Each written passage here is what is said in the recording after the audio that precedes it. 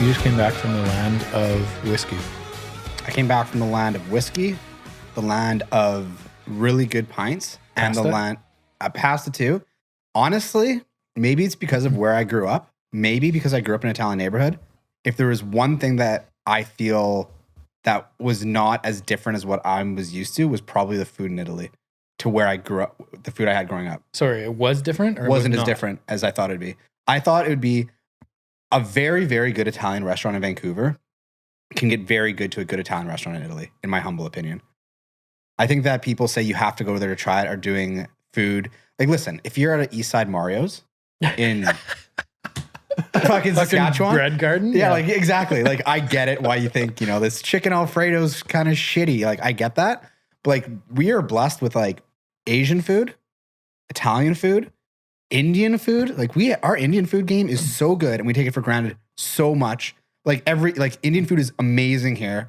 But, like, what most people, especially outside of major cities, their, like, ethnic foods are kind of like, Mr. Wok or, like, the curry house, stuff like that, Honestly, when you travel in North America, it is really eye-opening how shitty food is in most parts of the continent. Yeah. And Vancouver, we are hilariously blessed with so many different cultures, phenomenal food. I know. It's unbelievable. Like, we're going to Palm Springs in a couple weeks. Yeah. There's no good pasta there. Let me correct that. There's a couple places that have decent pasta. But they're like sevens. Exactly. Yeah. There is no good pizza there that we've had yet. And we've had some phenomenal pizza in Greater Vancouver. Yeah. I have not even found an Indian restaurant. I don't know if Indian people go to Palm Springs. I haven't found a good Thai place. Yeah. There are so many good Thai places in Greater Vancouver. It's unbelievable. Pho plate, like Vietnamese places, unbelievable. Would you want to have pho in Palm Springs though? It's 42 degrees. It's so hot. Yeah, I'm a very seasonal soup person. Like, if it has to get to a certain point. But no, in Europe, yeah. So if you were to take the drinks, land of scotch, land of wine, and the land of pints. And honestly, the pints there are better. They really are. And then you say, well, it's a draft beer. How does it get better, right? I don't know. It's better. They're bigger. They take a lot of pride. That's why they're better. They take a lot of pride. Like, if they won't send it out a shitty pint. Remember, I don't know where we were the other day. We ordered those Guinnesses. Should we name it or no? Was it a small family restaurant or was it a? It was here. Oh yeah, no, I'd say don't name it. We're a pub. We're a local pub in the Tri-Cities. Yeah. Very disappointed with how they pour Guinness. Yeah, they pour a Guinness. It was like 4 fingers of head. Like, goddamn. And like, honestly, I get it, but like, you go there, like, they take a lot of pride in their pints. Like, they send it out. There's some old woman who's been pouring pints since she was 5 years old. She's 60 now. She's just 55 years of pint pouring. She sends everything out perfectly every single time. So that was incredible. Scotland was amazing. They love their scotch, man. I really want to hear about your tour because you rented a van. Me and Devin, we rented a van and a Scotsman for a whole Scotsman's name. Graham. Yeah. Was he legit? legit? I'm gonna send him this podcast. He was legit. Buddy, yeah, he's legit. He came in a kilt. He had like long hair. He was like if Braveheart was 40 years older. Like, he was like in his 60s. Really dirty Scottish accent.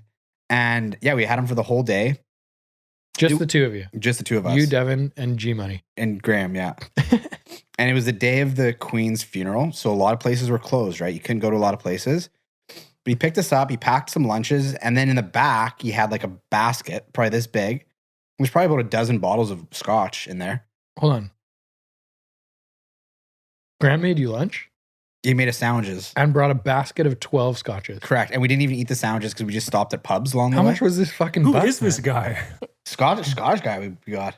Like, what do you mean you got? I don't know. The 12 scotches alone are worth, what, $1,000? Yeah, but we didn't drink the 12 bottles of scotch. We'd Can have you take them with you or just no, like no. a He sample just thing? basically what happened was we wanted to see like the Highlands and all this stuff.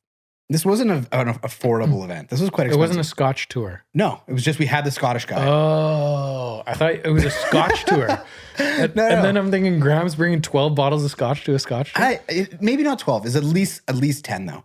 Yeah, at least 10. And so basically what happened was the night before, he's like, well, what do you guys like? And me and Devin were like, well, we like Scotch. Balvenie. Yeah. There's a lot of Scotch there. We like Scotch. We like basically scenery. We fucking love animals, both of us, as you know. So he's like, all right, let's go. So we just get in this thing. And he was kind of like talking about like the history, because Scotland has like a very morbid, dark, but yet somehow cheery history. It's a very weird place.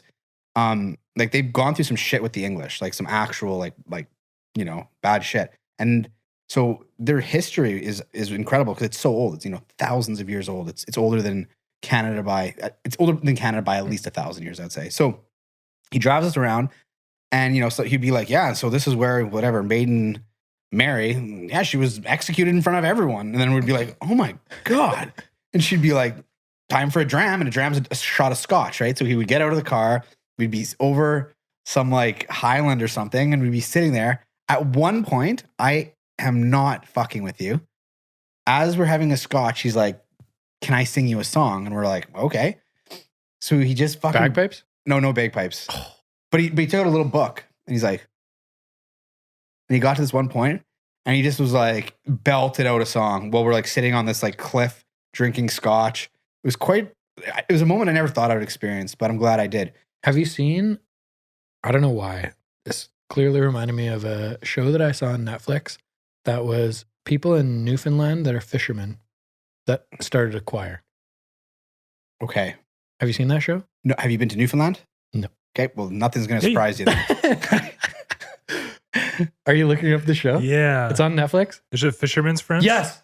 Yeah. Fisherman's Friend. You're going to be hard pressed to surprise me. They could be anything. I'm not. So as soon as you said like Scotsman flipping through a book, started to sing a song, that's what I thought of. It was a great show, actually. I think it was a movie. It was just one. Yeah, it's a movie. 2020. Newfoundlanders are a very special breed. There's nothing that you could say anything in the world. You could say they train fish to be an acquired. I'd be like, yeah, okay. You pump a culture full of rum for 200 years and the shit they come up with is crazy. Yeah, Scotland was really, really I had no intention of going there. I was like, fuck it. And then we decided to go there because we didn't want to. Anyways, we were going to go to France. We didn't want to go there. So we went to Scotland, and like, I'm really haunted as fuck, man. If you go to some place and want to just see it haunted, you'll never find a place more haunted than Scotland. You'll never find it. It's so crazy how haunted that place is. Like, we went on this ghost tour, and they're like, this room you're standing in? We're like, yeah, it's really creepy. And they're like, this is the children's room. We're like, why? They're like, because 3,000 kids here died during the plague. And the room's like this size. We're like, 3,000 children died here? They're like, yeah, during the plague. This is where they used to put all the kids. We're like, wow, like how could that not be haunted? It just takes one. What year was that? The Black Plague. Now that was a pandemic. Yeah, exactly. Oh, baby. that I think it wiped out like 33% of Europe. Exactly. I don't know when that was, but I want to say modern medicine was not a huge thing. No. 1349. 13? Mm-hmm. Wow. So what they would do was... I was going to say like 17 something. I didn't know it was that long. 1/3 of the population. 1/3 yeah. So like millions and millions and millions of people. So what they do... What was the population then? Oh, that's a good question. See how many people did Black Plague. But it wasn't just in Scotland. It was all through Europe, right? So Spain, I understand. Yeah. I understand. So it's going to be a lot of people. They Yeah, and they're like... But 1,300 compared to today. Population. You say like more than 1 million? More than 1 million people died? Yeah. So it's probably like 4 million population for all of Scotland back then. But how about in Europe? How many people died in the Black Plague? It's going to be like... Oh, that was just Scotland. Yeah, I'm just looking at Scotland. Yeah, dude, it was all like England was rampaged by this thing. They used to take people. I learned this. If you had any sign of it, they'd be like, well, we got a test. So they're going to throw these people in the room together. And all it takes is one of those motherfuckers to have this thing. They all open the room 2 weeks later. They're all dead. They're like, oh, you must have had it. Like, could you imagine being Bill and knowing that George has it and you'd be able to get locked in a room with this guy for 2 weeks? Now that's a lockdown. So 75 to 200 million people in Europe. 75 to 200 million. So they have no fucking clue is what they're saying. No clue. That is a hilarious gap. Well, it is like it's like 700 years I understand. ago. Yeah, it's a long time ago. A lot of time for like scriptures to be burnt and shit. But what was the total number of people that died in North America and for COVID? Like 75 to 100?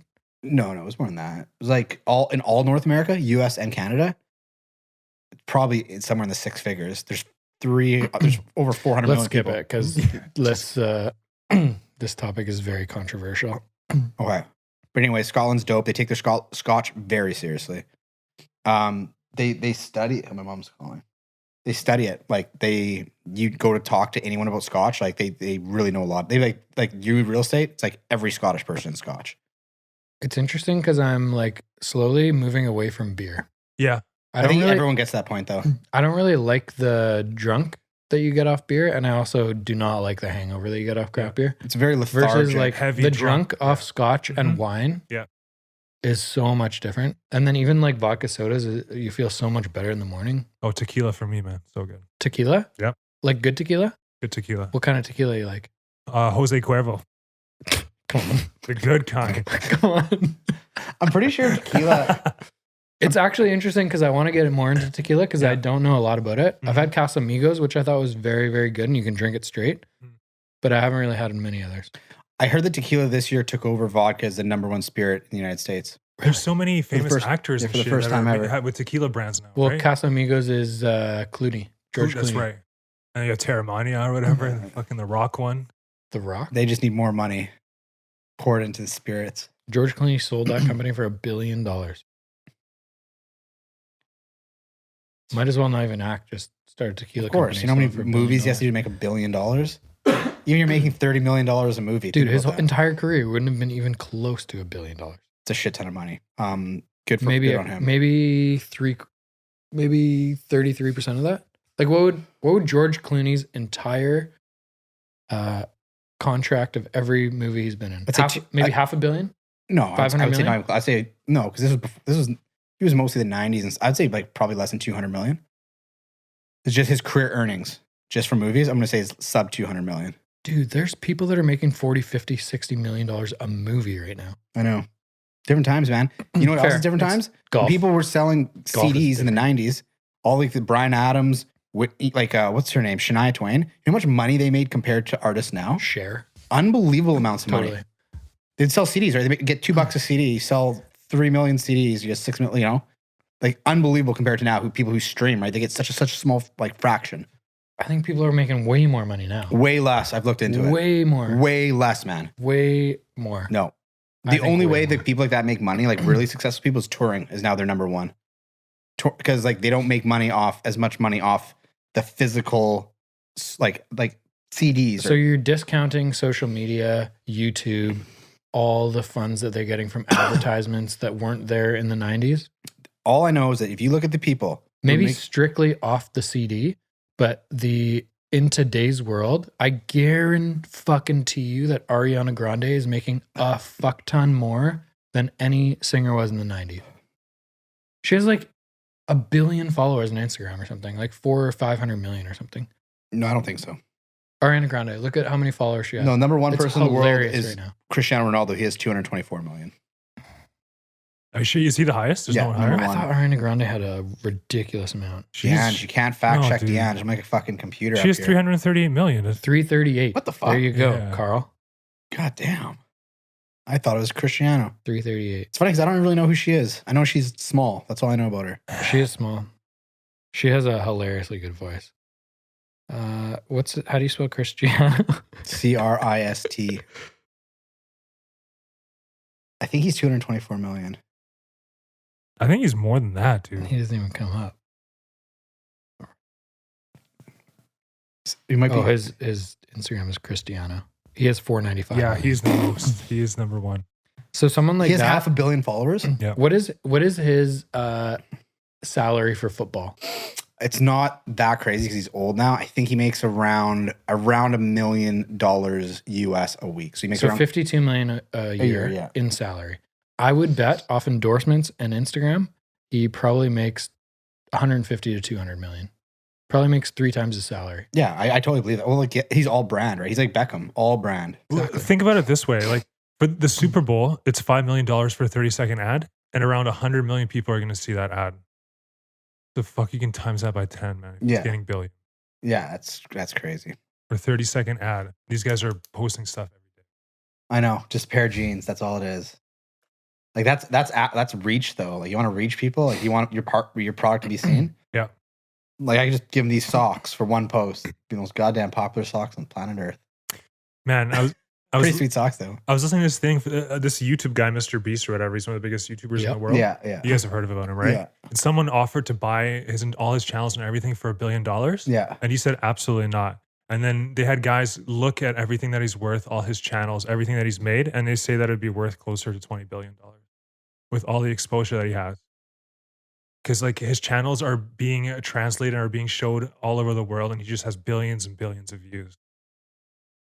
He's just Well, you That know guy's what? such an interesting He cat. is, I 'cause listen. he- 'cause Do he you listen to him in a podcast? No, but I've seen him on other podcasters. He doesn't really care about money Not anymore at because he's so all. fucking rich, right? He doesn't care at all. Yeah. He never really cared though. I know. He lived in like an apartment until he got broken into a bunch of times. Yeah. So then he got a better, but he's not like that, like, you know, private yacht type of guy. But his biggest thing is like the more money he makes, the more he just puts back into his videos, and it just grows and grows and grows. Yeah. Exponentially just. What was that Netflix show that was really popular that he did a show of? Something games. Squid Game. Squid Games. Yeah. Did you see that? He did a video on Squid Games. It's probably Like a something real life one? crazy production value. Oh, millions of dollars, man, millions. Tens of millions, I think. I think how much money he put into it was hilarious. I don't understand how like look up that video on YouTube. Yeah. I'm gonna guess maybe it got 100 million views. But he probably spent 10 or 15 million dollars producing that. Is that a video that you make money on, or is that something you just break even? I don't understand the YouTube like monetary scale. I don't get it either. I don't know if it's YouTube paying him or I don't know. I guess it's all just done by ads and views. How many people are viewing the ad? Yeah, but and how like long if he it spent runs that much for. money, there's no chance. Like he would have to have way more than 100 million views. Like 100 million views is not that much in terms of like crazy amount of income. You know, it's cents per view. So Look it up. So it's the what's it called? I guess he had 301 million views for this video. Squid Games, Mr. Beast. It's a $456,000 Squid Game in real life, right? That's the video. 301 million views. he spent 500 grand on He it. only spent 500 grand. I remember him saying in the podcast it was millions of dollars. Because they had like full sets and like hundreds of people there, like Squid Games. It was like recreating a show, but putting it into like a 15-minute video. It's fascinating to give someone so young that much money and see what they do with it, right? Give someone that much money, like a 70-year-old investment banker, he's going to be like, I'm going to get some dividend growth. This guy's like, I'm going to fucking recreate Squid Games. Dude, I've heard like YouTubers that just make so much money talk about it, and they almost feel bad because for them it feels like they've broken the system.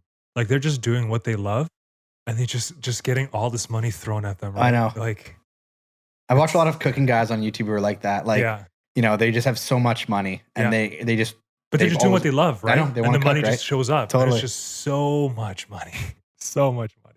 God, they really did like figure out. But I'm guessing like the amount of kids or people trying to do that, Mhm. like, Yeah. it's quite like there's a lot of people, right? Yeah. So Speaking of people that made a lot of money in food, did you ever meet Bonchi? I didn't meet him personally. But you went to his restaurant. Went to Bonchi, went to What was the other one called? Pepe and Granny. Pepe and Grana. Pepe was the star of the list. Pepe was the star. Pepe was, Noticeably better than other good pizza places you went to. it was without a doubt, it's the type of thing where if you try it, right, you eat this pizza, right away, you know, without a doubt in your mind, there's no competition. This is the best pizza you've ever had in your life. There's no like thinking about it. It's like, it's the best. This place is an hour outside of Napoli. It's in the middle of nowhere. It's in Caserta. That's where like buffalo mozzarella, that's where San Marzano tomatoes, everything pizza is made from. That's where it comes from. And he basically took like down an alley overlooking, like down an alley you couldn't even drive a car down. Like it's so small.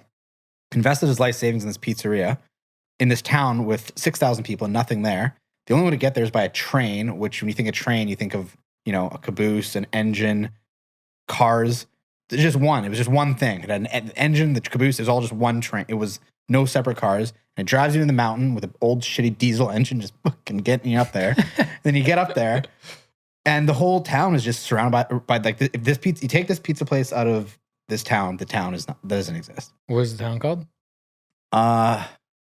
Caiazzo? Caizzo,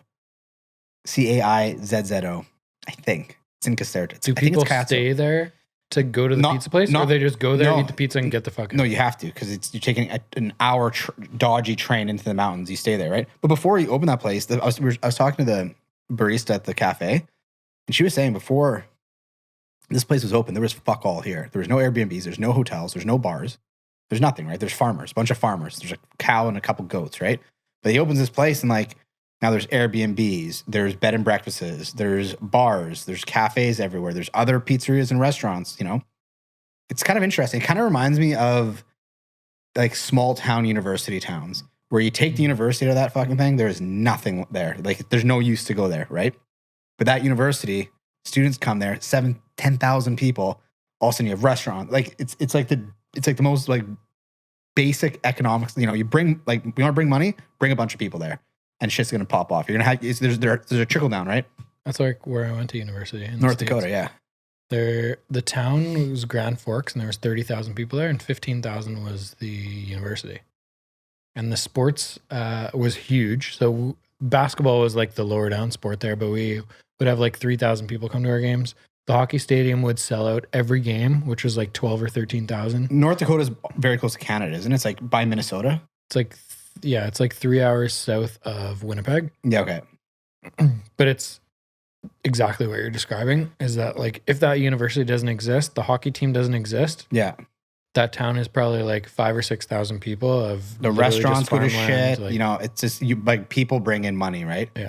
That's why Vegas is such a cool concept, because you got this kind of place that's in the middle of nowhere, and you get people from all over the world working their ass off to pick up money. They pick it up physically, like they pick it up, credit card, they take it to Vegas, and they just drop their money in that city. It's a very good idea economically, because people are making money out other places, and they're simply just coming to your place simply just to drop tens, hundreds of millions of dollars, and they go back, work their jobs in Korea, Italy, Canada, and they go to this one place and drop all their money. I do not understand that whatsoever. Vegas never appealed to me. Me neither. I've been there 2 or 3 times. Not my thing either. I just don't understand. I'll play poker for like $100. Yeah. And lose it and be like, all right. I'd rather go to a nice restaurant and eat good food. Me too. I don't get Vegas either, Or but go play golf in the morning. yeah, people love Vegas. There's like people who love Vegas. For me, I when I get there, everything smells like smoke. Like you go to like the shittiest buffet, it's like $80 US. You're just like, what the hell is this? You know, Devin's just pumping 20s into the slot machine. Just it's like, get me the hell out of this place. Oh, God bless her. No, yeah, it's not for me. It's kind of very industrial, you know, like there's like lots of concrete. There's no natural scenery. Yeah. I just don't like the casino thing. I don't like how you walk through and the lights are so bright and the like noise of the slot machines. I don't like anything about it. I want to be on my own in the sun, playing golf, chilling, having a vodka soda, have a couple of my friends there. That's it. I don't want thousands and thousands of people who are trying to be like it's just so fake to me. Everyone that is there is fake boobs and makeup, and like all the dudes are there trying to show that they're wealthy by reserving a cabana and giving a girl a vodka soda out of their bottle. It was of Gravers. $17. Like, yeah, no, I get it. I get it. I hate everything about it. Me too. It's kind of disgusting, actually. It's kind of like the worst of humanity.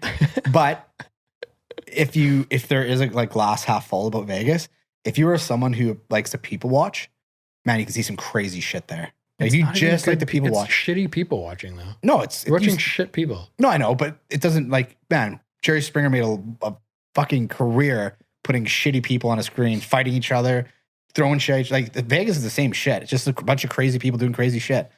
I like to just sit back and watch. Just sit back and just watch the action, you know? People like, you know, people just so like I've seen people get carried through hotels back to their room. Physically carried. Like adults, like 50-year-olds getting carried. It's like, man, what the hell are you guys doing here, man?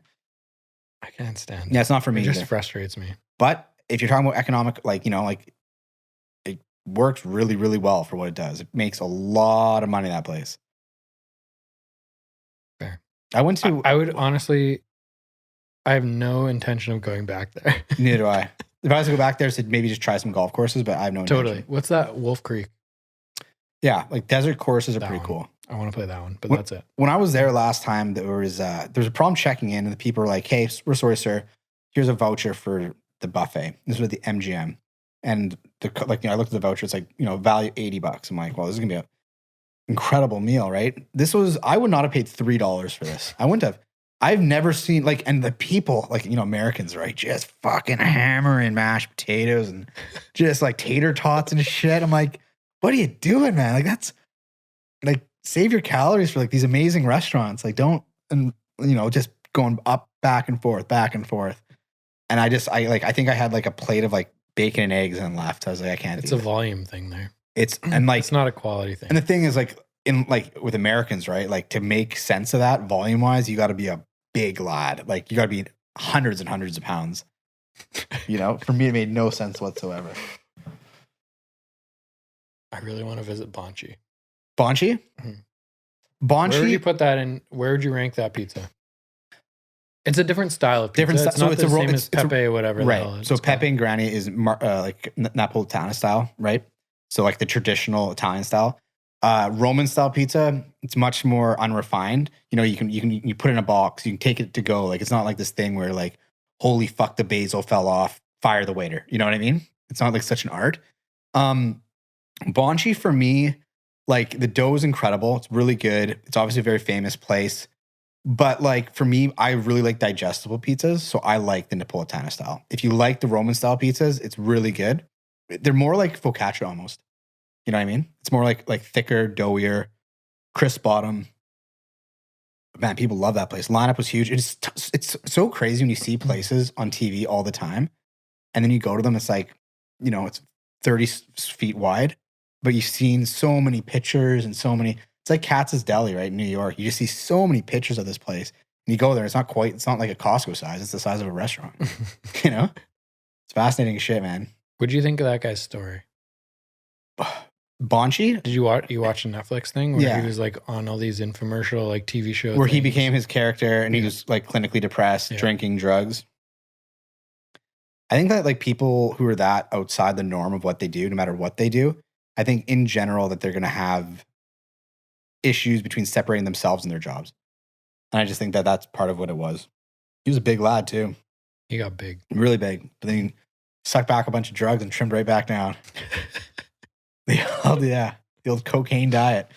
Yeah, no, but honestly, realistically, the pizza was really good. The one thing about it being an Italian food is like, it's really hard to get a bad meal, but I don't think it's that much different than a really good Italian restaurant. That place in New West on 6th Street, I would say that would fight some of the restaurants there. Right across from 6th Street Grill. Ooh, Artusi. Artusi. I'd say Artusi in New Westminster. For pasta. Yeah. They're pretty good pasta. Good pasta. You put that in Italy, you put that in Rome, it's going to be fighting those other restaurants because I think it compares. Have you tried Henry's in Port Moody yet? No, I've not. Henry's in Port Moody is top 3 pastas I've had in BC. I've heard of it. It's like really hard to get a reservation, isn't it? Yes. Henry's is like what I love about small restaurants. So they're only open 3 days a week. If you want to take out or make a reservation to go in there and eat, you have to email them the day before at least. You need to pre-order. It's just a husband and wife that work there. The wife like serves and makes drinks and stuff. The husband is the cook in the background. And I think he worked at like some really, really high-end restaurants and he's just like, fuck it, I don't like this corporate bullshit, and started his own thing. But the food quality is so good. For him, it's probably such a passion thing, right? Highly, highly, highly, highly suggest. You live so close now too. Yeah. You can easily pick it up or go there for dinner with Devin on Friday night or something. Yeah, I love people who are passionate about their food. That's what's like, you can look at it as a numbers thing if you run a restaurant, or you can look at it as like, some people, they just love, I find a lot of people like that are barbecue people in the States who do barbecue. They're so passionate about what they do. Like they just love it so much. It's not even a job to them, right? They just want to do it. And like, it really like transcends into like what you eat. I think that's for like certain restaurants. Sometimes you go to places, it's all about margins, right? The margin on this, the margin on that. Cactus Club. Yeah. Like Earl, like it's a massive corporation, like, big corporations, Earl's Cactus Club. You're not going to go there like for like a meal that's going to blow your mind, right? Where there are restaurants, they're kind of hidden. Speaking of this, the Michelin people came to Vancouver, right? Yeah. Do you know that? Yeah, I did. I saw your. They haven't been here for a long time. They've never been here before. They just were in Toronto. That is a very long time. Then they were in Vancouver. And there's like 8 Michelin star restaurants in Vancouver now. 8. There's 8. Can you name any of them? Yes. What? Kisatanto. Where's that? That's Japanese Italian fusion. What does that mean? like if you mix like Japanese and Italian food, fusion, that's their menu. Do you want some, Carl? Say that one more time. We'll say what? I don't even understand how those two go together. So like, for example, It's so here's something, okay? Like a fusion dish would be like a carbonara katsu, you know, like you take something Japanese katsu, you take carbonara and you somehow make it like work, you know? I'm just picking two arbitrary things. I don't even know what the fuck that would look like, but you know what I mean? Well, I've been trying to get a reservation there for 3 months. You can only book 30 days out. Can never get one. I think Published on Main got one. Don't know that one. Anyone you've been to? Published on Main. What kind of food is that? It's like I think it's the idea is like 100 mile food. Like the ingredients are all within 100 miles. I think that's what it is. It's like Canadian, like elevated Canadian style. Like it's nothing for me. It's like, it's pretty good. For me, it's not like I went to a Michelin star restaurant in London and I ate this meal and I knew when I left, I'm like, that will probably, I'll die.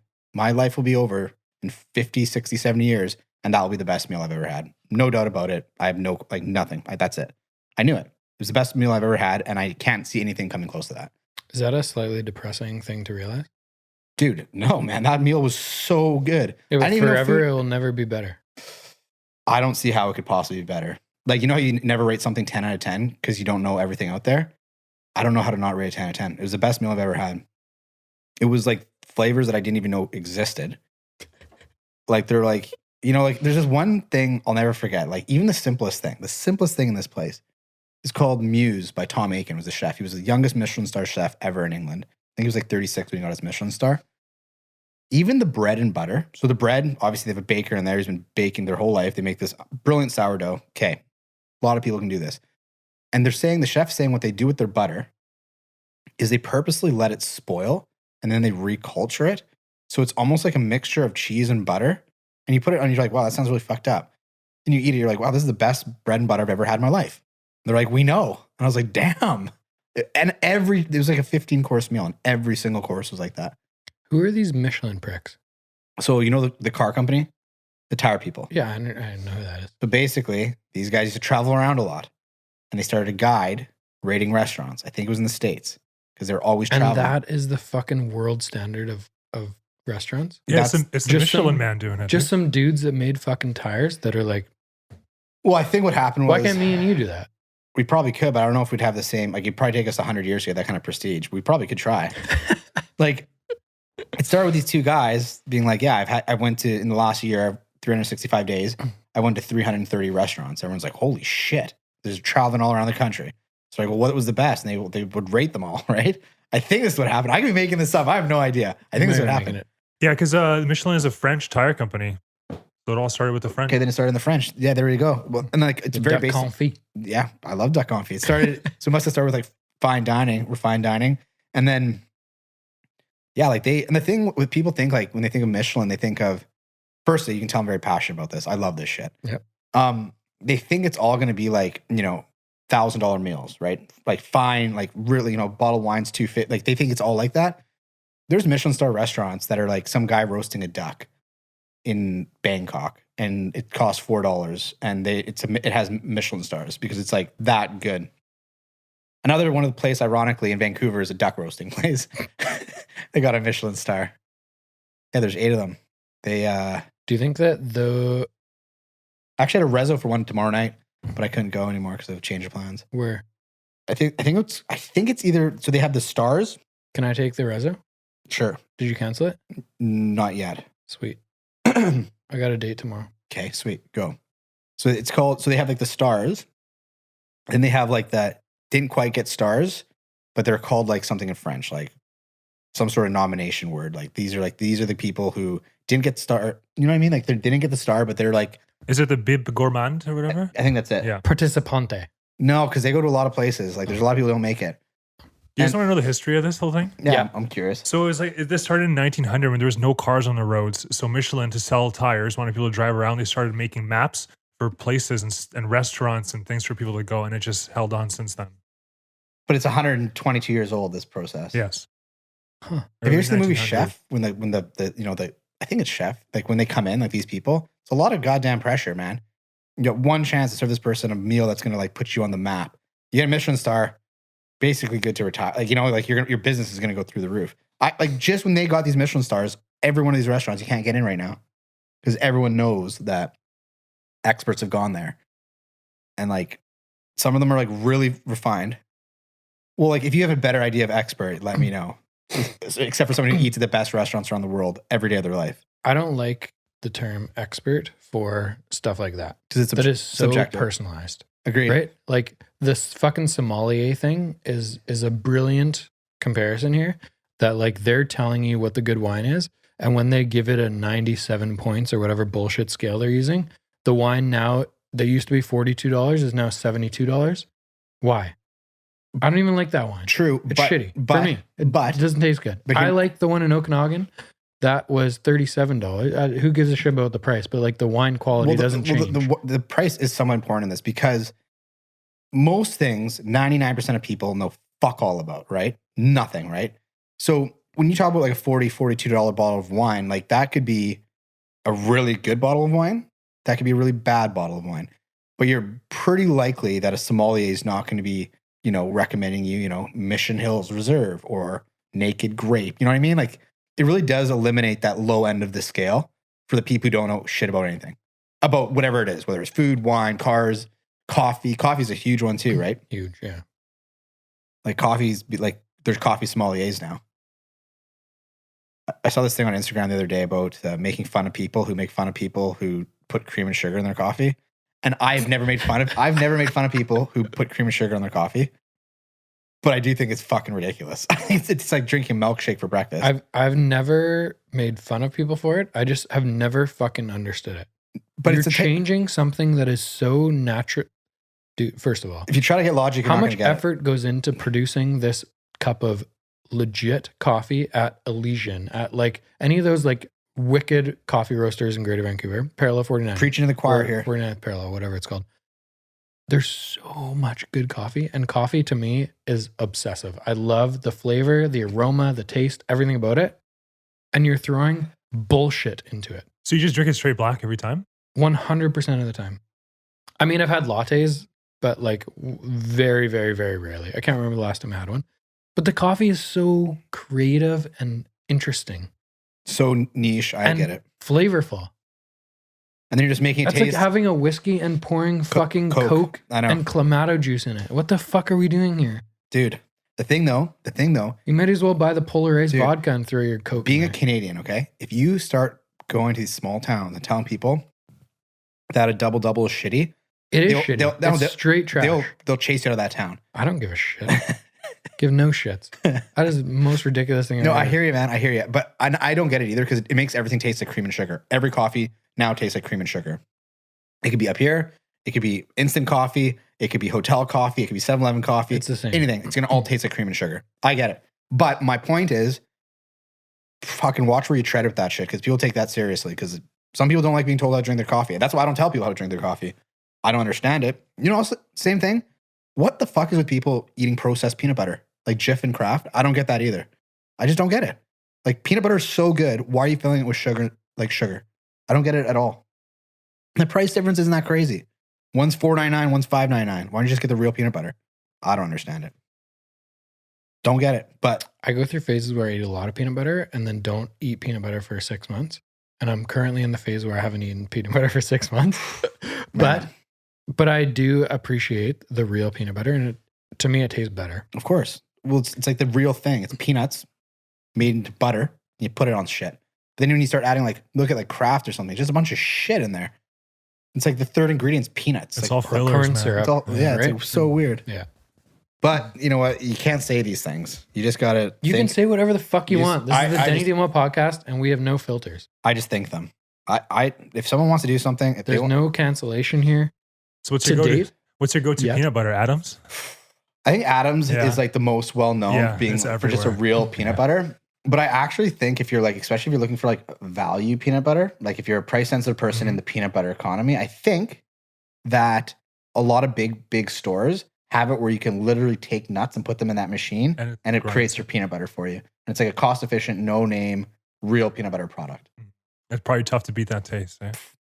You know, you want salted peanut butter? Put in salted nuts. You want unsalted peanut butter? Put in unsalted nuts. And that's the only thing you got to do. Kind of brilliant, actually. Yeah, no. That's one of those things I don't understand, man. But I also do. I know people who put, you know, Coke in fine whiskeys too. Like, I know that. Like, that shit just happens. Like, it's their fucking whiskey. I rarely get mad at people for that. When someone brings it up in conversation and is defending the point of putting cream in coffee or shit in whiskey, I'll share my opinion. But I don't give a fuck if you screw up your whiskey. Go for it. Live your life. It's the same as the food thing. Same as wine. Totally.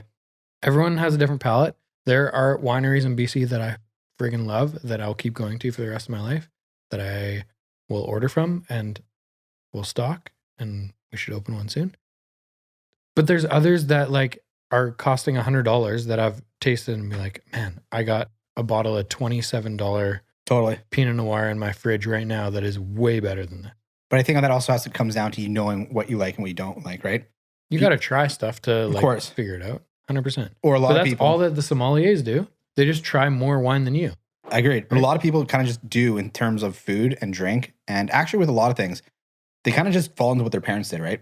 So if your parents ate Jif peanut butter, that's what you're used to, right? So that's what you're comfortable with, right? Mm. You don't even see the other brands. You just see what you had your whole life.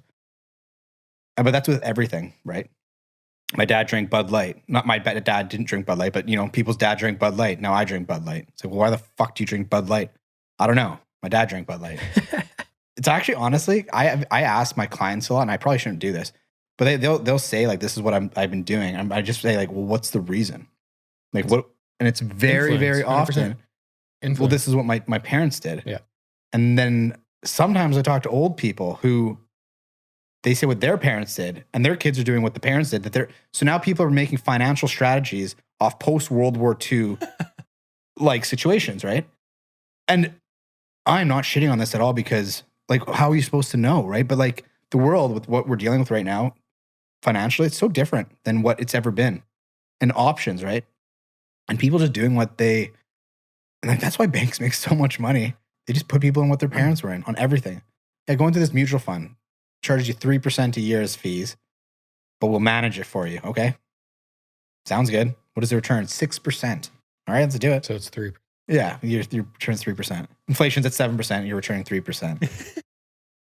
Yeah, no, but it's really common. I see it every single day. And sometimes I'll have chats with clients and we'll just like laugh. We're like, holy shit, like that. They'll be like, that is some crazy shit that we've been doing. I was like, yeah, I wouldn't advise it, but people do what they got to do. Like, or they do what they do because that's what they saw people do. It's easy to say because we're living this generational gap from our parents to us with the internet essentially coming in when we were, 12, 14, something like that. When the internet started gaining like commercial traction. Yeah. Has there ever been a bigger generational gap in terms of like in your world on the financing side or financial side? Do you think looking back, like every generation has this gap where like your parents did one thing that doesn't necessarily relate to today? Or do you think that like this is the difference right here? Going from being born in 1940 to being born in 1990 or 89 like we are, it just seems like that gap is so far apart, and literally everything that my mom and dad did growing up is completely irrelevant to today. So I think that when you have that like paintbrush and you're painting it, I think that you can't just draw it at banking or finances or food or anything. I think that you took a generation who, if they wanted all the information, would have to buy a set of encyclopedias, to a generation. Which they all had. Yeah, I had those in my house growing up. Yeah. But then you take a generation who can just get insane amounts of information. A lot of it incorrect, but it's still information before they even take a piss in the morning. They've woken up and they spent 10 minutes doing this. And like, you know, I remember like being younger, coming home with a fact like, Mom, did you know the most poisonous animal in the world's actually a frog? And everyone would be like, shit, a frog, really? Dinner table on fire. Now it's like, everyone's like, yeah, everyone knows that. Or like, you know, it's like this. There's just so much information. You know, someone's on their phone literally just spitting like facts and trends. And like, we were just talking about Mr. Beast here is making $1 billion a year. Some kid's watching his video. Like, holy shit, it's real life Hunger Games. It's wild, man. Yeah. The information, it's wild. Yeah, it's crazy. I was talking to someone recently about I got to like starting my day better where I don't look at my phone for the first like, or at least focus on what I look at the first 30 minutes. Because the other morning, woke up, it was a beautiful morning. It just snowed. The fireplace, I turned it on in the middle of the night. It was nice and warm, cuddling my dog, cuddling my girlfriend, open my phone, literally open my phone, press one button. It's kind of funny to say it, but it's like, okay, so I fucking open this thing, open it, and it's like CNN. It's basically like world climate experts say we are now about to enter the world's actual hell. I'm like, what? I click on it. They're like, the world's going to light on fire. We're all going to die. Basically, this is what it's saying, right? It's like irreversible damage. We're all fucked. I'm just like, ah. And that's why I kind of feel a little bit bad. And I'm working on my empathy. You should know. But I feel a little bit bad for like kids who are like 10 to 15 right now. Cause like, the amount of just shit they have to deal with and see, we didn't have to do that. Like, it's so much negativity too. People constantly being negative, right? Like, I was just looking at the news before I left about the midterm elections in the States. People are saying, and I don't know anything about either side, but people are saying that if a certain party wins, they're going to basically start, what's it called? Where the government just, like fascism, like take over the country and they're going to kill everyone, basically. That's what they're saying. And I'm like, what? And I'm reading this. I'm like, this is horrible. And like, if I'm a 15-year-old or 14-year-old kid thinking that everyone is going to get like Hitler's coming, you know? And it's a really scary thing. And that's just me opening a conversation. That's one article. It's no for me, dog. No, another thing I've done recently is I've really edited who I follow. I follow them, but I've muted them because I'm tired of people's bullshit. So if there's someone who's just like something like constant negativity, if someone's posting something idiotic and positive, like I've been really into parrots recently on my seriously, if you look at my newsfeed right now, it's all parrots. Like they're so funny. They talk like people. They like give their owners kisses. It's so funny. And if someone posts a video like that, even if I hate parrots, I will still watch that, and it's made my day just a little bit brighter. It's like it could be just a parrot like telling a dog to fuck off, like fuck off, Bowser. Like that's funny. But if it's like something negative, it's like for me, I found recently it's starting to really weigh on my like overall happiness. So I try to like edit that as much as I can. Kind of a new thing I'm doing. I'll tell you one thing. I love living in the Tri-Cities. I never thought in a million years I'd say that. Growing up kind of like North Burnaby, East Van border, for me, this was like where Picton was gathering people, you know? But like, it's really nice out here. It's peaceful. People are happy. Like people are so kind. Someone was telling me, you know, my neighbor's telling me, if you ever see me park my car here, it means snow's a coming, park your car here. I was like, thank you. Snow's a coming. Oh yeah. No, there's so many nice people out here. The Tri-Cities is different now. It is. It's the vibe that like East Van had 25 years ago. It is like younger couples, younger families, people that are just like friendly and care about other people. I think East Van's a bit of a tougher vibe. I think that here is kind of like what Deep Cove was in the 90s. You know, like little like shops and people and like the mountains. Like the mountains and tributaries and stuff. That's a name for a water. I never went to Deep Cove in the 90s, so it's hard for me to compare. I don't know, but and also the cool thing though is like here now in the Tri-Cities is like you're starting to get like really nice restaurants and you're starting to get like really cool businesses, like the brewery district, right? 10 years ago that didn't exist. So you're kind of getting this cool, like no wonder prices went up so much. It's kind of become a really cool place to go, right? Because growing up it was like, fuck, you got to take a bus out there. I always remember going to Coquitlam movie theater. Might as well have been going to Chilliwack. It's like, holy shit, going to Coquitlam movie theater. Now it's like my go-to. A new Bond flick, that's where you'll find me. Love that place. Yeah. No, I like the Tri-Cities a lot. Any good restaurant suggestions besides for Henri's? Yeah. Handful. How much time you got? I don't know. I don't know. Okay, best pizza in the Tri-Cities is Amelia Finati. I got to try that still. Best pasta in the Tri-Cities, easily, by far. Haven't had anything remotely close as Henry's. Okay. The best... The sushi place. So there's two really good Japanese places that I've had. One is in Port Coquitlam off of Shaughnessy that I can't remember the name of. I've been to one time. Is it Kisomoto or whatever? And I'll definitely go back. I can't remember. I think it has a Shaughnessy address. And the other one is Hanayuki. That's what you told me about Port Moody, right? Yeah, just kind of by Newport Village. Really, really, the Oshi there. I had Oshi for the first time, which is a remarkable concept. It's a block of rice with avocado in the middle. And then there's a piece of raw fish on top, salmon, tuna, whatever kind of fish you want, torched. Sweet, sick. So it has this like char on Yeah, the I love top, when they do and that then shit. they drizzle it with like whatever when That you're does sound ordering. But amazing. like there's like a hot sauce mayo on top or a teriyaki or something on top. God, that sounds so and good. it was the char on the fish is It makes me so unreal. hungry. Makes me It's so so hungry. good. The first place was Sushi K Kamizato. Kamizato. Yeah. Okay, that sounds. I'm a right. sushi mori guy. That Sushi Mori is where? Coquitlam? It's right by my pub. It's in that kitty corner by it's really good. Have you had Hanayuki? I haven't. Have Hanayuki. I feel like I would like it more than Devin because she's all about like the beef teriyaki rolls. It's the same anywhere. I know. But the sushi is so good. when you start It's getting to like so the good. fish stuff, like Yeah. that's where like the top place is. Mhm. It's another level, man. The yam avocado roll is gonna be the same anywhere. Totally. Maybe one yam is riper than the other yam, but Yeah. like it is what it is. You're right. When you get to the sushi, like you really, or when you get to like the sashimi, like that's where it's like it really shines. Exactly. I think me and you fundamentally disagree on pho places quite often, though. I'd disagree with that. We like Saigon and North Burnaby, but for me, I like a very, very savory, dark broth. Where I feel like you and my brother, you like it a bit more herbal, cinnamony. Cinnamon. Because you like the place, your pho place. Fuck, I can Close even, by here. you like pho 99.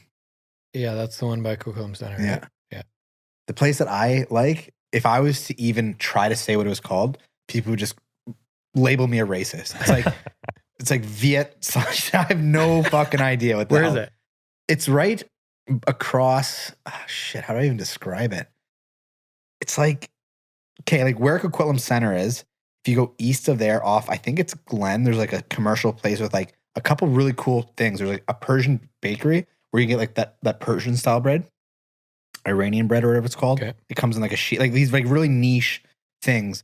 The most famous restaurant in that area is called Singapore Hawker. They do Singaporean cuisine.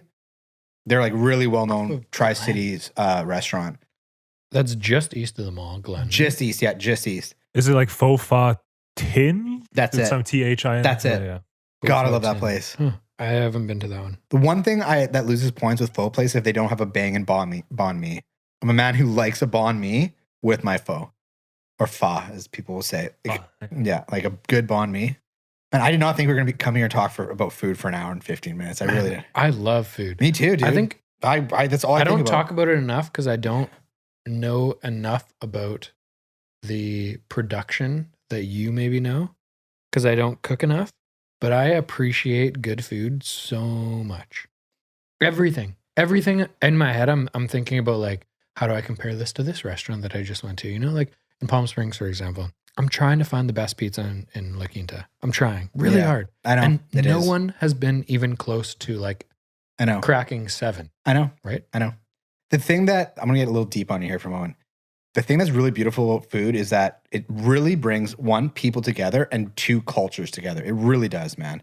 Like the national food of either London or England. I think it's England. The national food is curry. And I know that the Brits colonialized India. And that's horrible, okay? But like you go to this place, it's called Brick Lane. It's all Bangladeshi people. I know that's not Indian, but it's in that area. Fuck, I'm going to get shit for this. But anyways, like these people come from all over Europe to try these different like Bangladeshi and Indian cuisines. And it's really cool. Like I thought I knew Indian food and like people there, like every person knows so much about the Indian culture through their food. It's kind of impressive. I felt like an idiot talking to just random people about food, which is kind of rare. And like that's in England and like that's such a like or in London, which is such a big urban center, is the best Indian food in all of Europe. Outside of India, right? Mm. And I think I'm going to make a bold statement here. I think that outside of Asia, it's hard pressed to find better Asian food if you take out LA and take out sushi in New York than Vancouver. I in the whole world. I think it's the best Asian food outside of Asia. What in LA? Well, LA in general, like their Asian cuisine, like they have a Koreatown, which is like world class. Like we're Korean food outside of Korea, LA. Their sushi is incredible. And like they're basically LA's ethnic food. I'd say California. You think their sushi is better than Vancouver? I would say that it's going to give it a good run for its money. And I understand that when we're in the desert. I feel like we're so spoiled in Vancouver with sushi. It's ridiculous. And you know what the thing is? Like there's a little fucking spot that is literally this big in Port Moody called Hanayuki that serves hilariously good fresh sushi. It's crazy, man. Good. But you know the thing is, because we live here, we're so used to it. But people come from outside. Like this is why people love Vancouver. People come from all over the world. Yeah. They want to come to Vancouver. And they see what we see, different lens. Totally. Right? They're like, wow, that's crazy. I was just at an Irish bar watching a Liverpool game with a bunch of crazy sons of bitches. And then I went across the street and ate fine dining sushi with a Japanese chef who's been doing sushi for 47 years. Like, it's like, yeah, it's fucking crazy. And it's everything in one spot, right? I'm going to go skiing. I'm going to have a nice meal up at Gross. Oh, I'm going to come down Pho right at the bottom. Oh, I'm going to go across the water. Mahoney's is there. Like, it's like everything is there. I love it. And I would say when I went to Europe and came back, I appreciated Vancouver more as a city than ever before. What do you think Vancouver's missing in terms of food-wise? Like, what type of food is missing? That's such a good question. I can name one right off the top of my head. So my top one? Yeah. Wait, hold on. Top I got one too. Wait, okay, because I feel like it might all be the same one. And I don't want you to say it and me just agree if I don't agree. Okay, let's agree. Who goes first? Can we just say it Hold all on. Who one goes time? first? On 3, just everyone says it. Okay. 1, 2, 3. Barbecue. Mexican. So you guys are right. So we said barbecue. Yeah. You said Mexican? Mm-hmm. There's a couple good Mexican places that are not as good as like really good Mexican places that I've been to in California, for example. Yeah, you can't fuck with California Mexican. They border Mexico. What are you going to do? I get it. But there are some really good ones. One in New West actually is really good on 6th called... Oh, I've seen that. That's the one everyone Playa knows. Tropical, yes. I think. Yeah. But there's not many like that, right? There's not. No, everyone knows a nice place, the upper class place in New West that's on Columbia, I think. The one that's down, you know? El Santo. Everyone knows that. But there's like that. It's different style. Totally. One's like more like elevated and one's more like, hey, you want the best goddamn like simple Mexican traditional food? Like totally. Here you go, Beans, buddy. rice, burrito. Unreal. Enchiladas, tacos, whatever. But I completely agree with you on barbecue. Like the barbecue in the States, outside of maybe Korea, totally different style. But the American barbecue, like brisket, ribs, they do it so much better than anywhere else. Have you been to Ribfest? In Port Moody, yes. Yeah. So the quality of food that you get at Ribfest out of a food truck, which is not the ideal place to prepare or make food or serve food. Especially when you need a fucking smoker. It is hilariously better than going to a barbecue restaurant in Greater Vancouver. Agreed. And so that for me is the number one. There's world-class sushi here. There's world-class noodles like Chinese places. There is world-class maybe Indian is on that list because dude, go to Surrey. There's unbelievable Indian food. North and South Indian food. There is unbelievable Indian food, but I just haven't been to India to have real authentic Indian food to compare. There is really, really good Italian food that I agree. Maybe the pizza isn't as good quality, but the pasta is close. I think there's pizza places that have good quality pizza, but I think that people here with pizza get too hung up on like it being perfect Napolitana every style, and pizza can be regional. I don't know if you know about that place in Pitt 100%. Meadows. You've told me about it. I haven't eaten it. And I haven't eaten it either. We should try it soon. I've never eaten it either, but everyone's like, all these blogs, all these food blogs I'm in, I sit there and everyone's like, hey, I had the best pizza I had in Canada. I was in Pitt Meadows. What are you doing tomorrow night? Is it Papalio's? What is it? No. It just sounds like Papa John's. It's either called Artista or it's Art something. Like there's like 500 ratings. And I think it's at like 4.9. Really? It's like insanely good. It looks perfect. It looks perfect. You got some old Italian guy. He's open 4 hours a day. Neapolitana? No, it's like it's Artista, right? Artista. Yeah. So it's like Neapolitana is kind of soupy in the middle. Yeah. I would say it's more like it's Italian style where it's not like super like North America's doughy, right? Still Romano? thin. Is that Roman? Yeah. Romanino? Is that how you say it? I think it's just Roman. That was a culture that was there for a long fucking time. No, but but it's basically like kind of light crunch, like crispy bottom, and then but still like it's not weak, but it's still not doughy and thick. I would fucking like, dude, I would love to go. Tomorrow night was supposed to be the date night. Remember I had that reservation that you just took? Oh shit. Like, Darren's gonna watch it. She's gonna think this is hilarious. I have a friend coming over that you may or may not know, but me and JC and friend are gonna get some food somewhere. So why are you so secret about this friend? I don't know. His name's Alex Thierman. Oh, okay.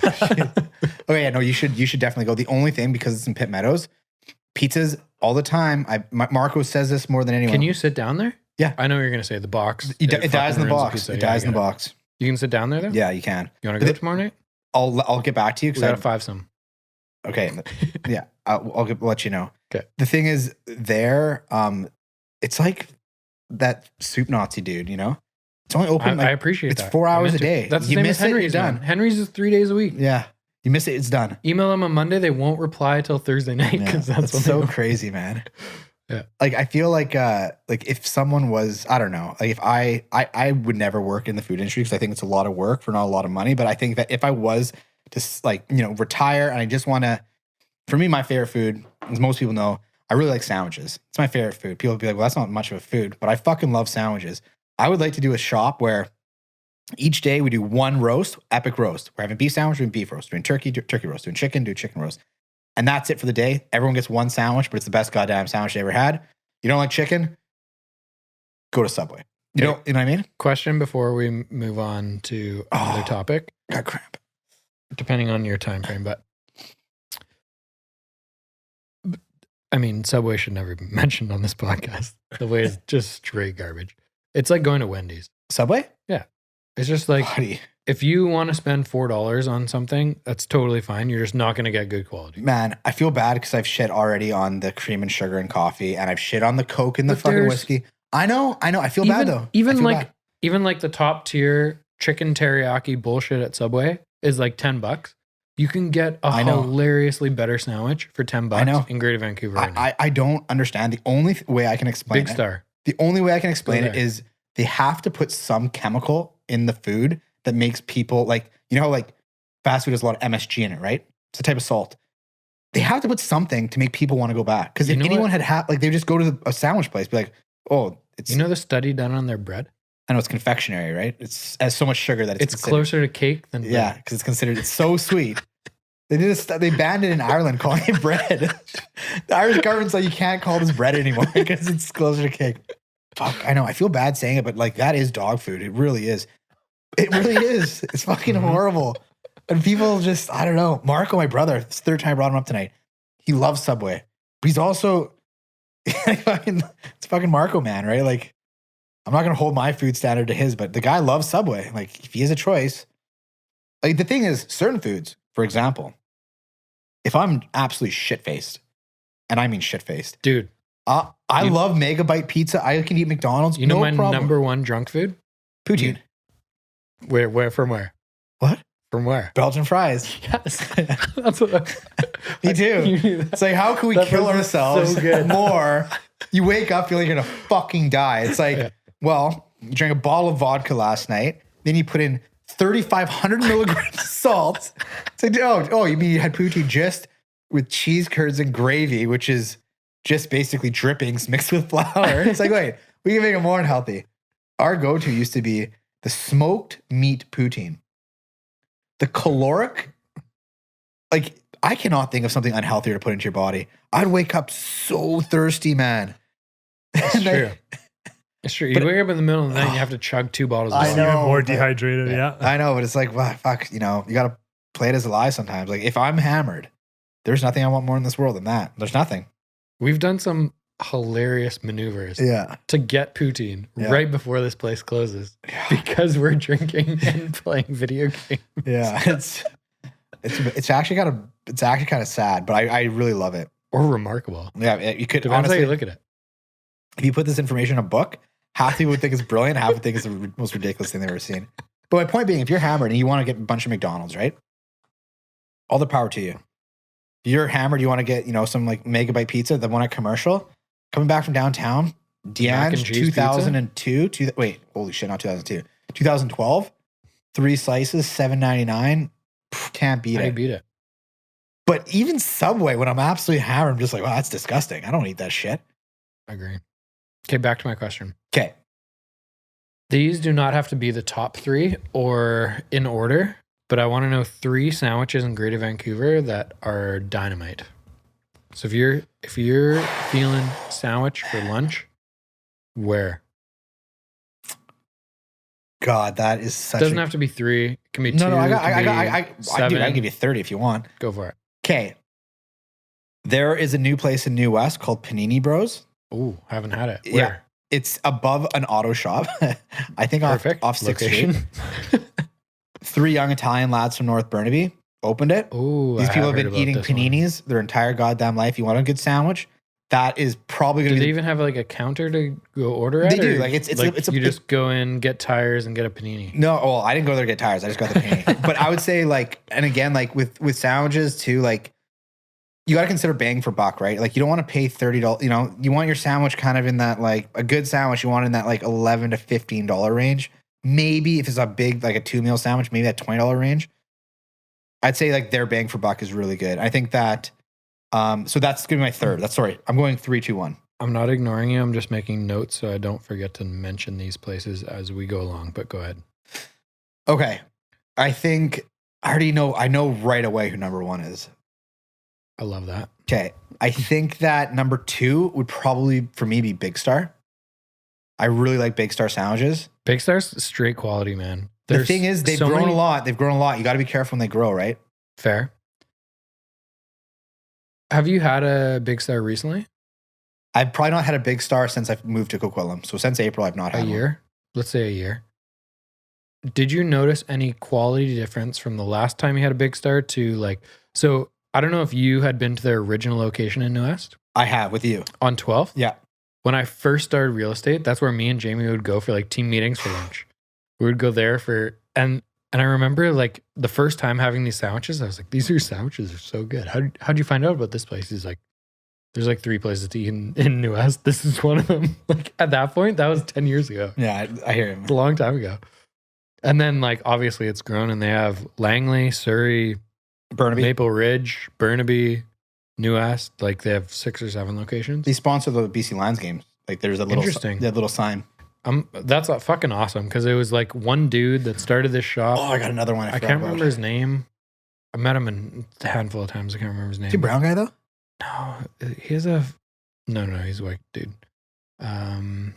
Clint. It's something like that. I think the ones who run the Burnaby one are brown guys, and they fucking love sandwiches. They know their shit with sandwiches. They're I one day ordered a sandwich. You should do this one.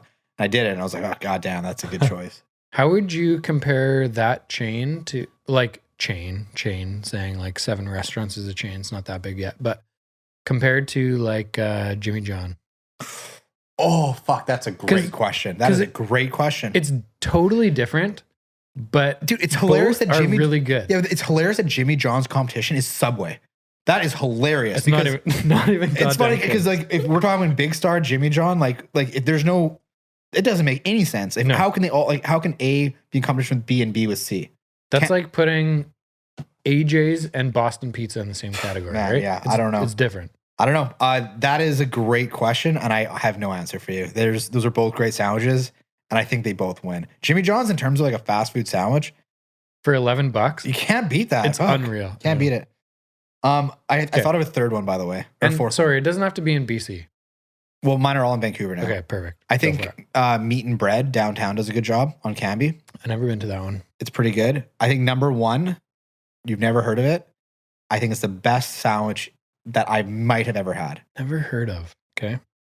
So in Gastown, in Chinatown, I was going to throw you for a loop. In Chinatown, there's an Italian restaurant who does Fiorentina style food. So food from Florence. And in Florence, they have a special type of bread. I think, oh man, I'm going to get shit for this one too. I think it's called scacciata.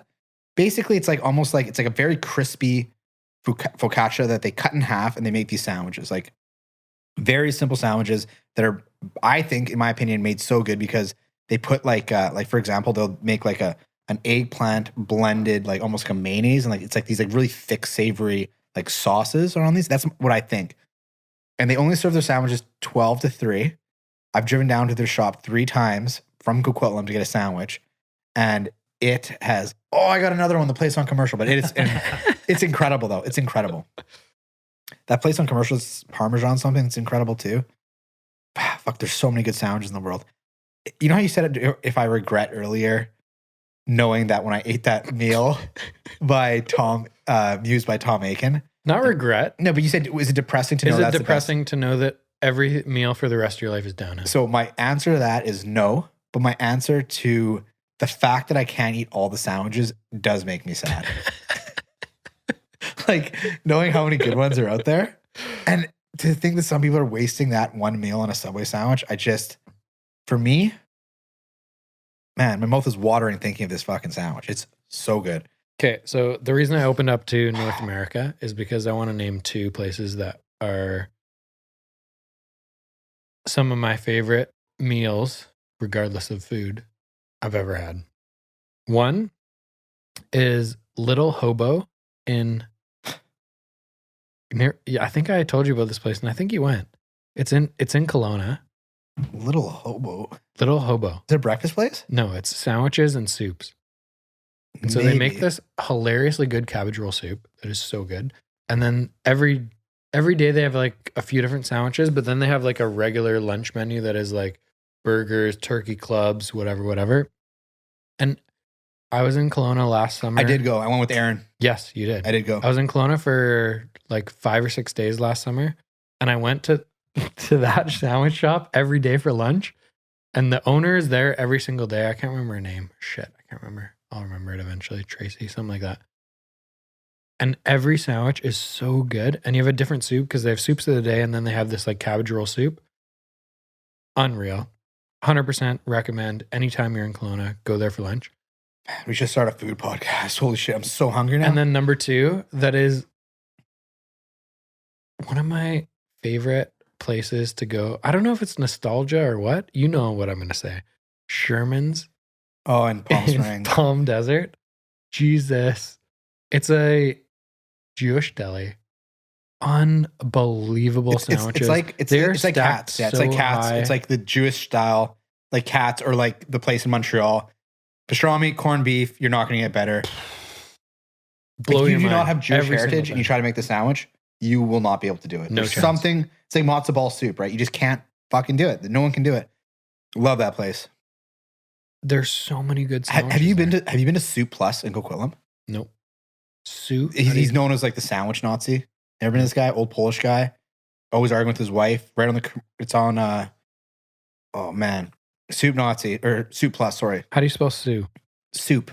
Oh, soup. I think you said soup. Yeah, this place, God, Soup? man. Soup Plus? Yeah. It's on Austin by the McDonald's. Yeah, exactly. Huh. That place. Oh, right by Golden Boot. Exactly. If you want 2 things in this world that are really good, 1, their club sandwich. 2, their mushroom soup is unbelievable. I know it's good because they add MSG. I know it. It is so like savory and salty. And if they don't, I'm sorry, but I don't know how you recreate those flavors without MSG. It's so good. Like it's so fucking good. Man, I'm so hungry now. I didn't have dinner. Did you have dinner? No. Oh, What time do you got to go? I have to go in 20 minutes. Okay. Can I pee quickly? And then can we talk about work stuff for a bit? Yeah. I thought we were going to do that tonight. We got talking about food. I know, but it's obsessive and we can go on forever and ever and ever about this stuff. Okay, sure. Go. There's so many good, man. There are places in the world where you just go. Even like Palm Springs is obviously a place for me where I'm there by myself often and going to be more moving forward. And I'll just go out for dinner by myself to a place I've never been, sit at the bar and just ask the bartender, like, what are the popular 3 dishes here? And they'll name 3 and I'll be like, okay, that was one of my top things anyway. I'll order that. And the food is so good. Yeah. And it's so fun to like just experience different shit in different areas. I know. And whether things it's are a so, sandwich for lunch or like I found this cool place in Palm Desert that is, or in La Quinta that is the like sandwich salad place for lunch, and it's so good. I know, but then that's why I am murdered mentally by people who go to places like they'll go somewhere, like they'll go to Tokyo and they'll sit there and they'll eat breakfast at a Denny's. Like, fuck me, man. Like I would rather, I'd rather fuck up half my meals with like, when I was in Italy, I tried to get some calamari. Couldn't speak Italian's very poor. Went to order this calamari, right? And they just brought me a fucking squid.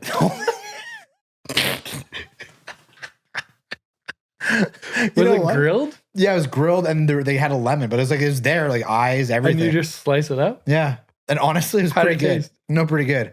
I just put some, like, Devin was repulsed by it. She's like, "You're going to eat that?" I was like, "Yeah, I think so." And that's the thing. You never know. Like, and like in Scotland, right? Like, you have things like haggis, really regional. It's all the inside of goats, like a goat liver. Like, think of something like pate, for example. What is this? It's like, well, they basically whipped the liver of a chicken or duck. And you're like, "Oh, that sounds disgusting." And then you have a banh mi that has pate on it. You're like, how is this meal so good, right? You really got to be okay trying shit. You got to try. You got to try shit. Because if you don't try shit, you have no idea. I didn't know I liked iced tea until I was 23 years old. I didn't try Thai food until I was in my mid-20s. Not one time. It's probably one of the biggest regrets I ever had. No Thai food. Pad Thai, Pad Su, spring rolls, salad rolls, Zippo. Favorite Thai place you ever been? Go. Ooh. I want to say Chad Thai in the Heights. Yeah. I think it's better than the places out here. All right. Since we've established our qualifications as Michelin star recommendation people. If this was a 12-hour podcast, like Joe Rogan podcast, I could keep talking about food until we leave for, I could do this for 2 weeks nonstop. I got nothing planned.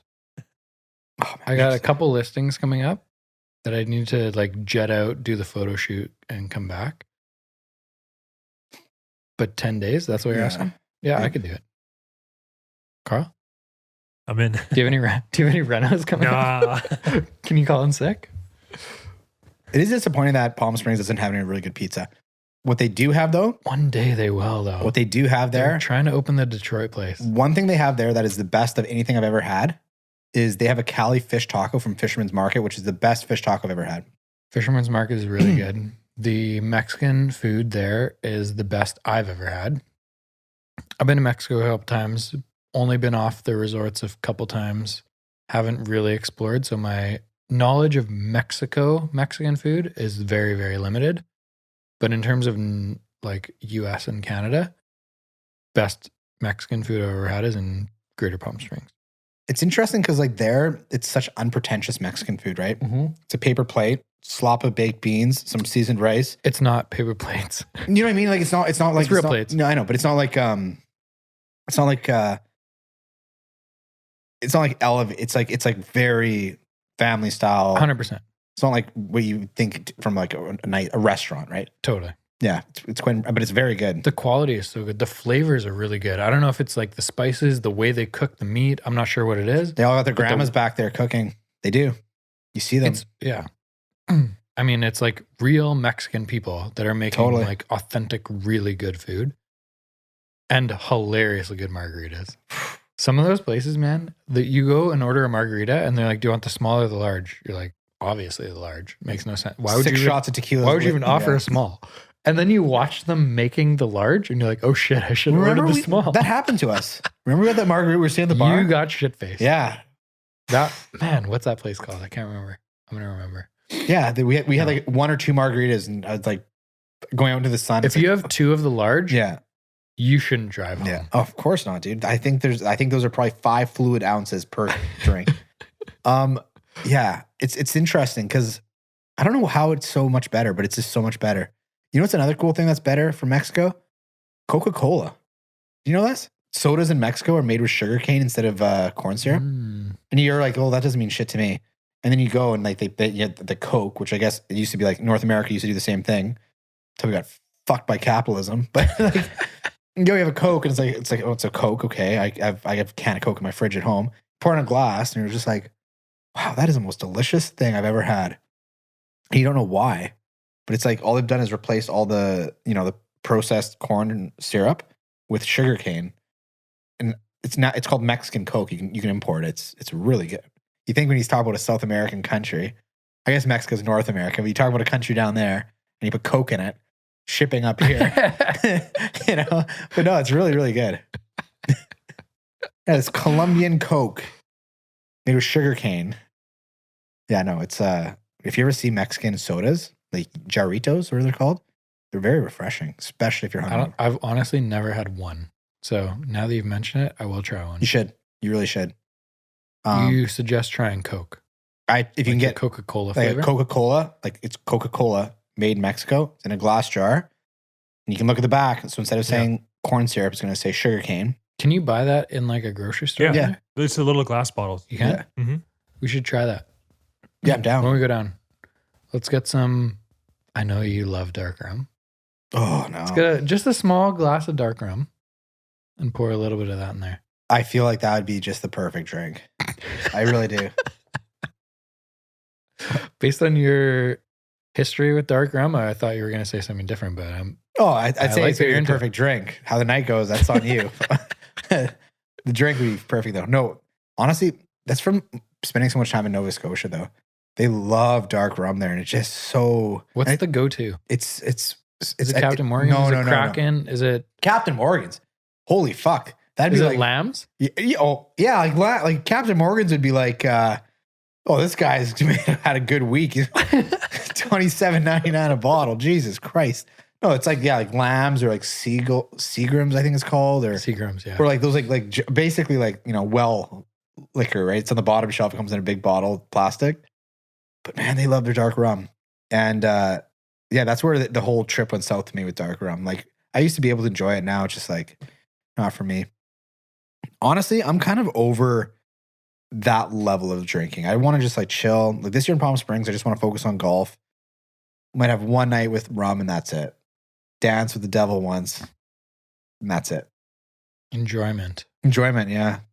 That's why I shifted to the vodka sodas in Palm Springs. I actually made this list today of just ideas of things I've learned. I made it on my phone. Things I've learned. Then I want to tell you a trick I learned. Okay, but you go first. Anyways, one of the things is like, if you're ever in a spot, for me, this does not apply to everyone. If you're ever in a spot where you feel like you're spinning your tires a bit, like whether it's work, relationships, family, anything, I personally think it's a good idea to just step away from all drugs, coffee, alcohol. By drugs, I don't mean like hard drugs. If you do hard drugs, and step away from that. I mean like maybe like drugs. Like things that are like anything, right? Just step away for a week and try to like recenter yourself, and then kind of reevaluate where you're at. I think that's a good idea for anyone to do once in a while. Like I don't want to use the word cleanse because I feel like it's kind of one of those like 2022 words. You know what I mean? But like a mental break from the monotony of what you do, I think it can be very beneficial for people. I think more people should do it. Because when I come out of that motherfucker, I feel like I am going to take down the world. I'm running up mountains. The only thing I'll have is a black coffee in the morning. One black coffee. That's it. The only drug. And then off I go. I think it's a great idea. But that's one of the things on my list of things I'm learning my early 30s. Thing I learned probably late 20s, early 30s is on boys' golf trips, vodka sodas only. And that's so opposite to what I said. Why? I'm like, take a break from drinking. You're like, my thing, boys' trips, only vodka. You made a good point. But when you maneuver into the Palm Springs trip, which is going to happen in 2 weeks. What is it? November 7th, 8th? What is it? We land 2 weeks today. I land 2 weeks today. It's the 8th today. Today's Tuesday. Yeah. So you land on Monday, bro. Okay. You better fucking show up to the airport on Monday because otherwise you're missing. That's why no one was running my group chat. I'm like, 2 weeks. It's Monday. Okay. 21st. Okay. Monday, 21st. What's the 8th? 8th. All right. So you got 13 days. 2 weeks from now. 13 days from now. You know that the peer pressure thing has never really gotten to me. In terms of what? In terms of everything, I guess. Most things, yeah. Yeah. I'll just fight someone if they want to peer pressure me. But the really good way around it is vodka sodas.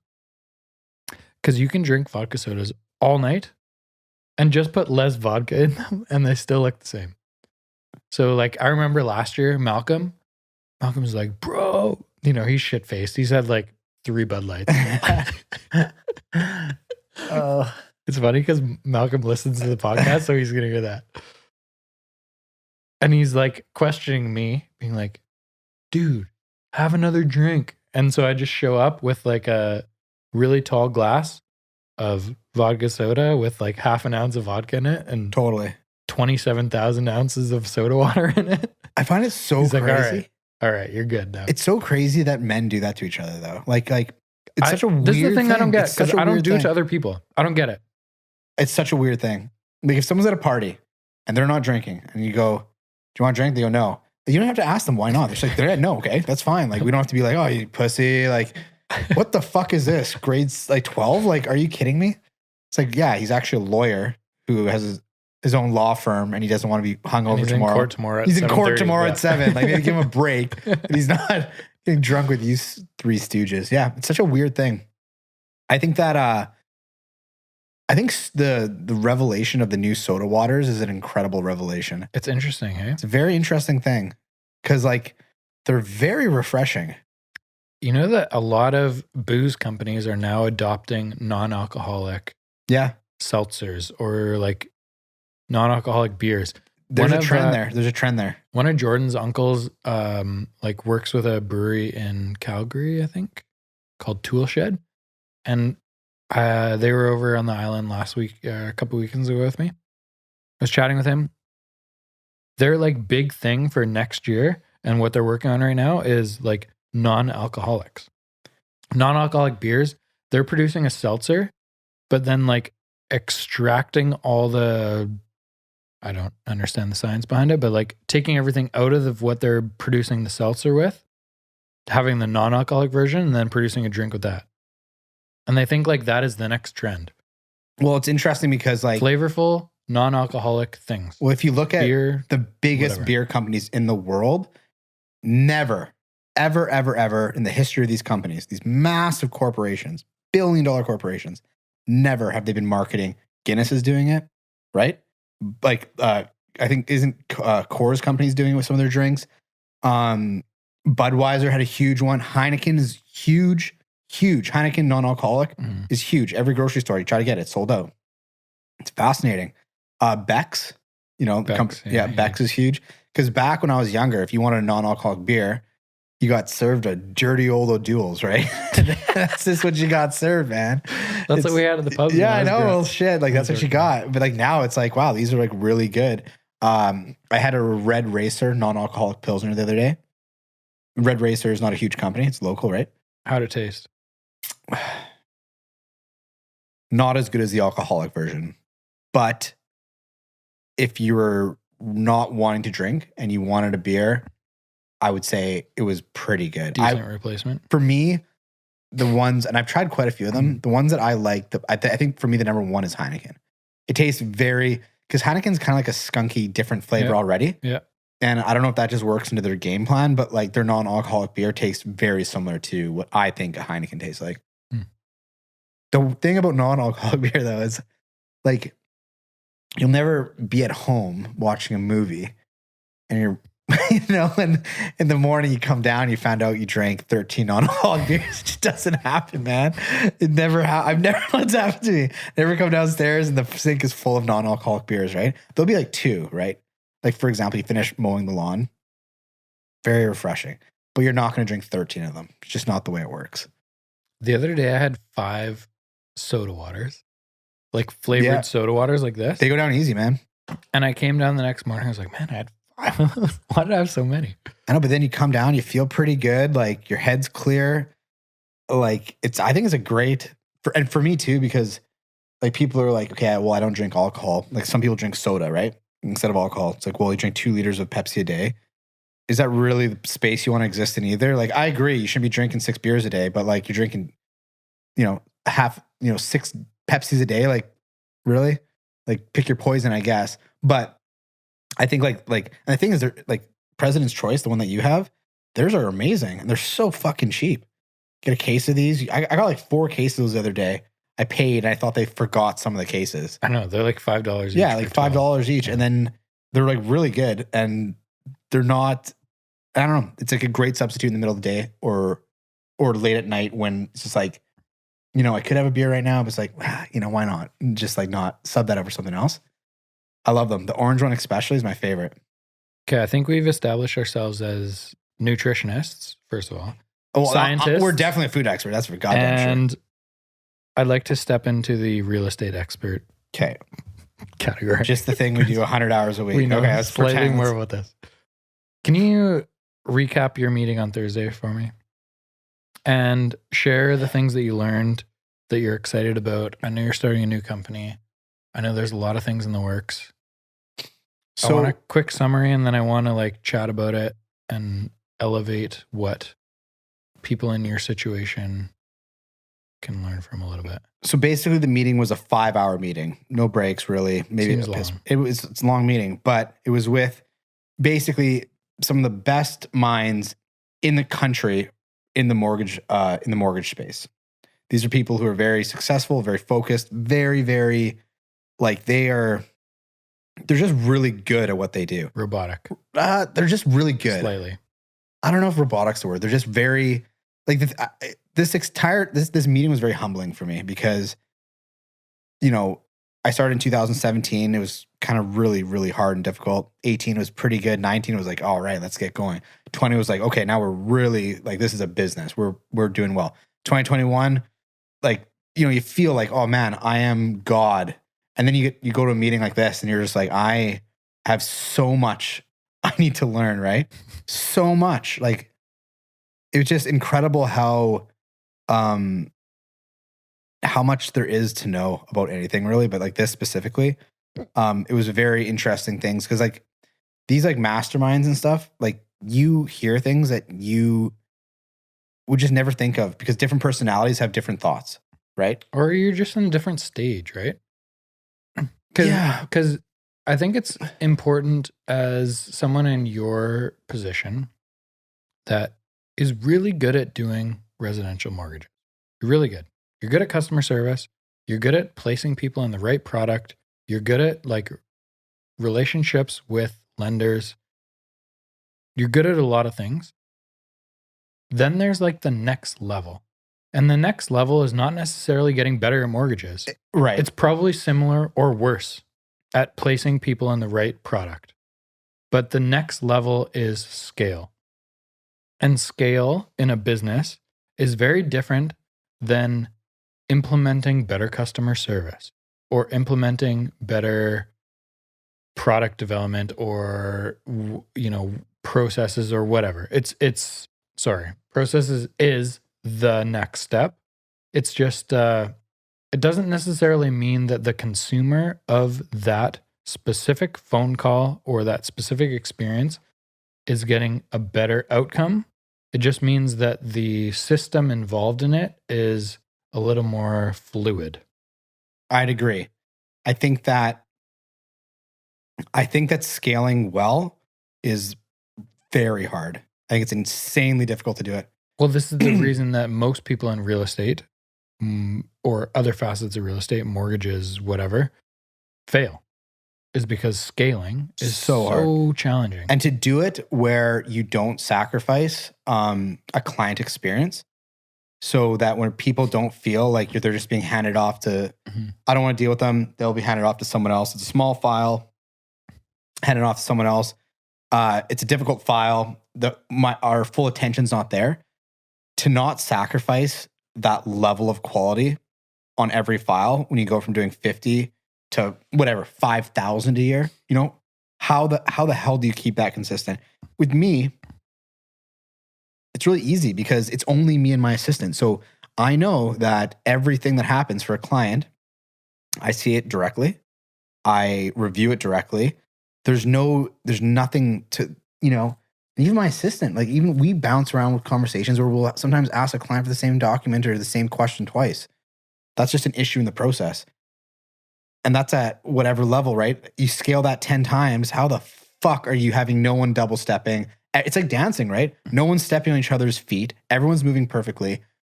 That's why I hate to say it, but I do respect bigger companies, like big companies sometimes, because it's so hard to have everyone working together for a common goal and not have, like, that scale is so hard to nail without sacrificing. Like, we're just talking about sandwiches, right? Like, Subway can make a fucking shitty sandwich because they sell about 1 billion of them a day, right? But they've sacrificed something for something else. And do you want to do that when you're handling someone's biggest investment? Probably, unless you're doing it really well, which luckily the people that I've been talking to, like, and trying to learn from, are like, they do it really well. And like, I think that there's so much value in that, because I think it's a very hard thing to do. I think of every 10 people who try, I think 9 probably fail in scaling properly. Most big companies fail somewhere. And there's a lot of things that I don't necessarily appreciate, look up to about big corporations. You mentioned big corporations. I think there a lot of things are extremely inefficient, whereas a lot of small businesses, whether they're 3 employees or 20 employees, small-ish, can run really, really efficiently by people being creative, adaptable, whatever the right word is here. But the interesting thing for me about running a small business is I firmly believe that our customer service, our experience that consumers have in our business, buying and selling real estate, is far superior than 99.9% of experiences that happen in Greater Vancouver. So my goal with trying to scale, and scale doesn't mean doing 15,000 transactions tomorrow. It means like slowly growing. Which I agree. I understand. But that means like, how do we help, like going from 150 families helped per year? How do we help 250? And then going to 350. So every year, just like slightly growing, that more people are getting a much better outcome and experience through the real estate transaction than they would elsewhere, because 99.9% of them elsewhere are not as good. So that's what I'm trying to instill in a team growth thing. So that is why I'm saying it's so hard, because like, think of the sandwich thing again, right? It is really, really hard. Maybe using bigger ovens. Maybe they don't reach all the meat the same way. Maybe not every piece. Maybe the sandwich person doesn't care as much because he doesn't see his boss every day, right? You're scaling. You got to keep that level, right? The level is so hard to keep. But as the individual that is trying to scale, the responsibility is on you to instill these, what's the right word? Characteristics, values on the people that are growing, and being like, from my experience, this is what is going to help people have a better outcome in this transaction, in this mortgage, in this purchase or sale. But how do you make someone feel as importantly about your company as you do? It's impossible. I don't think it's impossible. I don't think anyone can ever care about, like, you're a company that you own is like a business, right? Mm-hmm. You watch it grow, like a child. You watch it grow.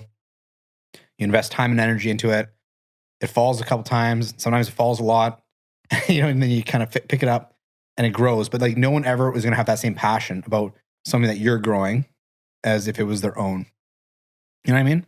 I think that you can have a really good babysitter, like a really good person who really cares. Like my mom, if I had a kid, my mom would really give a shit about that kid. But would she give a shit as much as me? I don't know. That's honestly why I struggle. I struggle because I can't let go of responsibility, because I've worked what I feel is very hard to hold a level of what people come to expect. And 2, I don't want anyone else, like, I don't want anyone not caring about this thing that I care about. I challenge you on number 1. So you say you have a level. Let's say that level is 100. Sure. Of client experience. If you can offer 50 people level 100 for the rest of your life, is that more important to you than offering 500 people level 85, because you're instilling most of your knowledge in other people to help more consumers? Because all those other consumers, let's say 450 of them, are going to go elsewhere and get level 65 versus 85 because you've shared all that shit with them. We That's are what very lucky in both of our jobs where the bar is quite low of being really good. But you could say that about any industry of all time ever. Oh, right? man. Anything. Vancouver real estate is a special one. Food. There's some idiots out there. Japanese sushi restaurants in Vancouver. There are some places that you go that you feel like you need to throw up immediately as you leave. Then there are other that you're like, that was the best meal I've ever had in my entire life.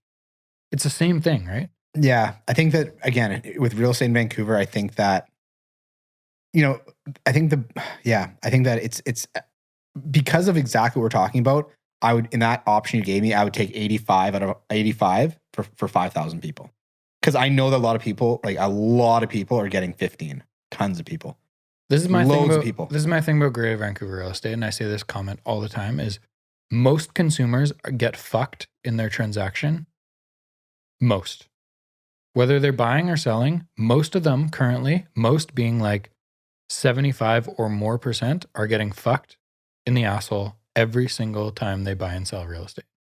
So this is my passion about real estate, is that I want people to come onto our team so that they learn how to treat people properly and negotiate properly and get the most out of deals so that consumers don't get fucked.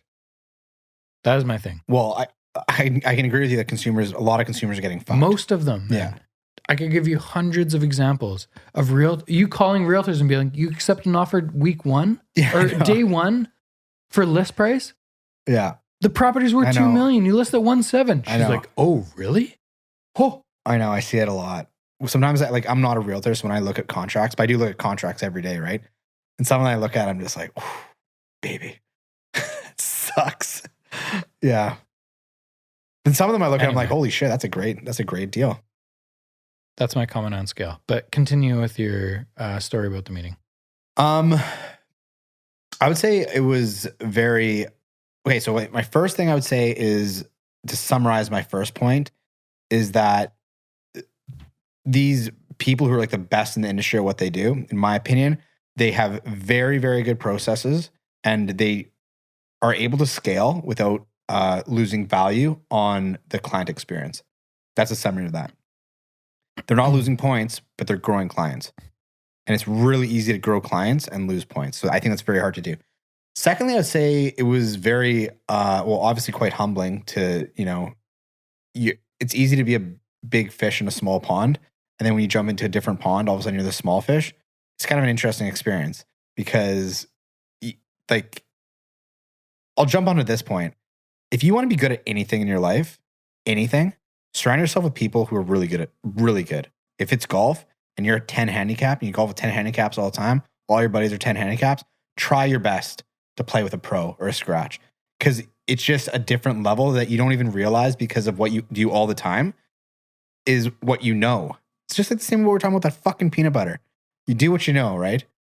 And that's normal to you until you try and you go to like, holy shit, this is something that I haven't seen before. It's really impressive.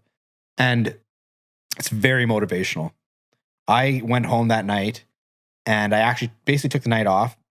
I slept on the couch by myself because I was just like, had a lot of thoughts. Woke up the next morning at the crack of dawn. I think I woke up like 5 o'clock just with 1,000 ideas. I wanted like all these things. Like I wanted that. Like I want that, I want to grow like to that. Cause it's like, you see people around you. Like I'm sure realtors who are in like the first year see like your team. They're just like, holy shit, I'd love to do that. Or any industry or anything, right? Bob the sandwich maker might want to be like Big Star, but to see it, it's very motivational to see people who have the art, they crafted it, and it's very motivational. There's 2 different types of people in businesses, and one of them is a operator, and the operator is really good at that specific business thing. They're like a cog, right? They're a specific piece. No. Let me finish. Okay. So let's say Alex D'Angelo is really good at customer service, at treating people well, at placing them in the right mortgage situation that they're supposed to be in. And people come out of that situation being like, this is the best outcome that could have happened. I loved working with Alex. Boom, we're done. The difference of like growing a business, of like building a website, social media, promoting your business. It's two different jobs. They're different They're two personality different jobs. traits. They're two different jobs completely. So I find that, I mean, like part of this reason for this stupid podcast thing is just to chat with people that are good at doing things, whether it is a musician, whether it is running an accounting firm, whether it is like a mortgage broker business, whether it is anything in Greater Vancouver. I just want to like pick people's brains, chat with them, hear about what they're thinking, why they've made the decisions they've made, processes like McFadden was on last week or 2 weeks ago or whatever. Like he is a process machine. 100%. And most of what he does doesn't make a goddamn sense to me. But I'm interested in picking like one or two things out, being like, oh, I could totally do that. That is my personality. I could do that. Yeah. 90% is like, I would never do that. I just know in my head, I would never wake up in the morning and be like, fuck yeah, I'm going to do that. Never. But one or two things, I'm like, man, that makes so much sense. Why haven't I ever thought about that? That is the most brilliant thing of all time. 100%. And that's part of the reason for these conversations. But I do think it's two different levels. I think it's two different jobs. There's a difference between being a realtor and running a real estate team. There's a difference between being a restaurant owner and a chef. Like these are different jobs. Like it's so much different. You could be the best fucking mortgage broker on planet Earth. Running a brokerage, dealing with like, I had a call today with a broker who she wants to join my team at some point in the future, down the line when everything's sorted out and everything's off. She wants to join, and she had some fucking questions for me. Oh man, I had no idea what the hell I was saying. She was like, "Well, what's your plan for this, right? Like, what's your plan? Like, how do you add value here, right? As a business owner, like, what about this?" I'm like, I haven't got there yet. So I'm trying to put the top of the pyramid on. I don't have a base yet for my new company, right? It's working well, but to scale it, it's not ready to be scaled yet. I think it's really important for people to understand where they are in that like trajectory, right? It's like when you're a brand new realtor and you've been working for 2 years and you're gaining some traction, this idea of starting a team sounds fucking awesome, right?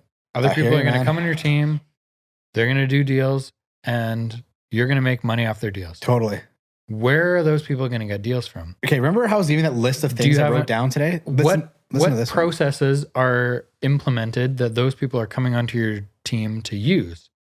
Do you have a marketing machine? Do you have a really good social media platform? Do you have a phenomenal website that is generating leads? Like, what is the purpose or what is the value for those people to be associated with you versus just being on their own? I completely agree with what you're saying right now. And I told you that I wrote that list of like kind of like lessons for myself today. This is one that I think ties directly into that. Hold on one second. Basically, it's saying like, it's really easy to like what my notes are all scattered. Basically, it's really easy to say you're going to do something. I'm going to start a team. I'm going to hire a bunch of realtors. They're going to jump on my team. They're going to do a bunch of deals. Feed them. It's really easy to say that shit. Actually doing that is incredibly different to do. So it's a different level. It's a different level of saying, like I can say, I want to have 10 brokers on my team in 5 years. I want to have a website that's crushing it. I want to have 100% client. Like you can say all these things, right? To actually do this thing, to scale a business without losing quality, to hire realtors, educate them, and have a business that runs successfully. It's really hard to do because it's so easy to fuck it up. It's so easy. Super easy to say, I'm going to do this. Really hard to do. The thing is when you say things, people are like, oh, you're amazing. Congratulations. You're doing these things. The public affirmations to me mean nothing because they are worth, like, what is the worth? Who's it coming from, right? So like one of the things you just mentioned. Ego is important to people.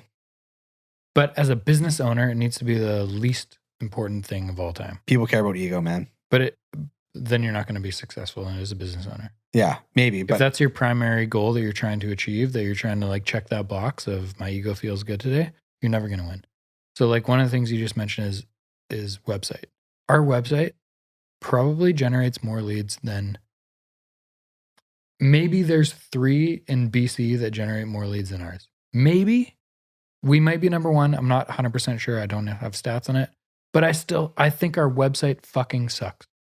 And there's things every single year that me and Jamie are sitting down and like being like, we need to update this. This needs to be better. We need to do more of this, blah, blah, blah, blah, blah. But those are the people that like are really important to talk to if you want to make that jump from mortgage broker to business owner, or realtor to business owner, or any industry, insert here, right? I think for me, it's going to be a very slow transition. I think it's the type of thing where it's not going to be the type of thing where next year you see me with 10 brokers or 5 brokers. I think it's going to be the type of thing that's going to take years and years and years. It's going to take a shit ton of work. And because of my fear of scaling unsuccessfully, I think it's going to be the type of thing that is probably... But what's the fear? I really don't want to sacrifice anyone's experience, because like the thing is, when we do this every single day, right? Hold on. I understand where you're going, but let me comment a little bit. Is sacrificing experience, understand, this is what I think. I understand that the more people we bring into our organization get 100% a better experience than they would elsewhere, if they can get 85% of what I know in my head. So if I can teach people 85% of what I know, they're going to keep getting better over time, as long as they're in our team or our system or we're training. Like every Tuesday morning we have meetings, and like the first 30 minutes of those meetings is just sharing an example of what happened in that week, what the conversations looked like, why we made the decisions we made. It's actually quite interesting and would be a good podcast, but we don't want to share all that stuff. But what you guys talk about? I mean, like we would, but it's just like it's personal conversations about like personal transactions, so we can't share them. No, I hear what you mean. Yeah, personal information, but you even could share like what you guys talk about, because like the topics we share on the GD podcast, right? Yeah. So like we really want the industry to be better, but we know for a fact that every listing that we have, most of the buyer's agents that are coming in have no fucking idea what they're doing. And so the consumers that are working with those buyer's agents are getting screwed most of the time. Yeah, I know. I see it in the contracts a lot. It's true, because like, yeah, people who are doing 5 or 6 deals a year, like they know marginally more about real estate than their client. That sucks. Man, it sucks. I don't know. It's not something that's like really, like, I think morally, like it's almost like a service that like people need to be better educated almost. Because like the decision is such a big one, and it's not life or death, but it's a pretty fucking big one to buy your dream house or not. I think there should be some level of guidance. The interesting thing about our industry is my leg's cramping. Is the screw ups are financial and like monetary that are very difficult to like judge. Like if you bought a home last year, pay 1.6 million. Like you're never, ever going to know if you could have got it for 1.55, or if that listing agent that was really, really, really, really good could have sold it for 165. No one's ever going to know that. Like you can't buy or sell your house twice. Yeah. What I'm saying, right? I hear what you mean. So you can't have two experiences. You can't do it in the same market. You can't have it. Yeah. You can't have the same experience at the same time. Mm-hmm. So it's difficult to like quantify into an actual number. But there are just so many situations where we see like transactions mishandled, whether the negotiations or whether like there was an addendum we saw come back to us on an accepted offer on a house in New West that was just like, buyer would like $70,000 off on the final day of subject removal. As an addendum? As an addendum. And you call the buyer's agent and you're just like, why? It's just like, buyer and seller agree to reduce the price $70,000. And he's like, the buyer doesn't feel comfortable with that number, so they like to reduce the price $70,000. I can honestly say I've never seen that before as an addendum. Dude, it happens so often. Really? So often. And why the fuck even have an accepted offer? They're just trying to bullshit you. Especially in slow markets, there's so many realtors that just don't really understand the process, or they're telling buyers that are just like, just accept the offer and we'll renegotiate on the last day. Happens all the time. You're like, sorry, this isn't how it works. Sorry, bro.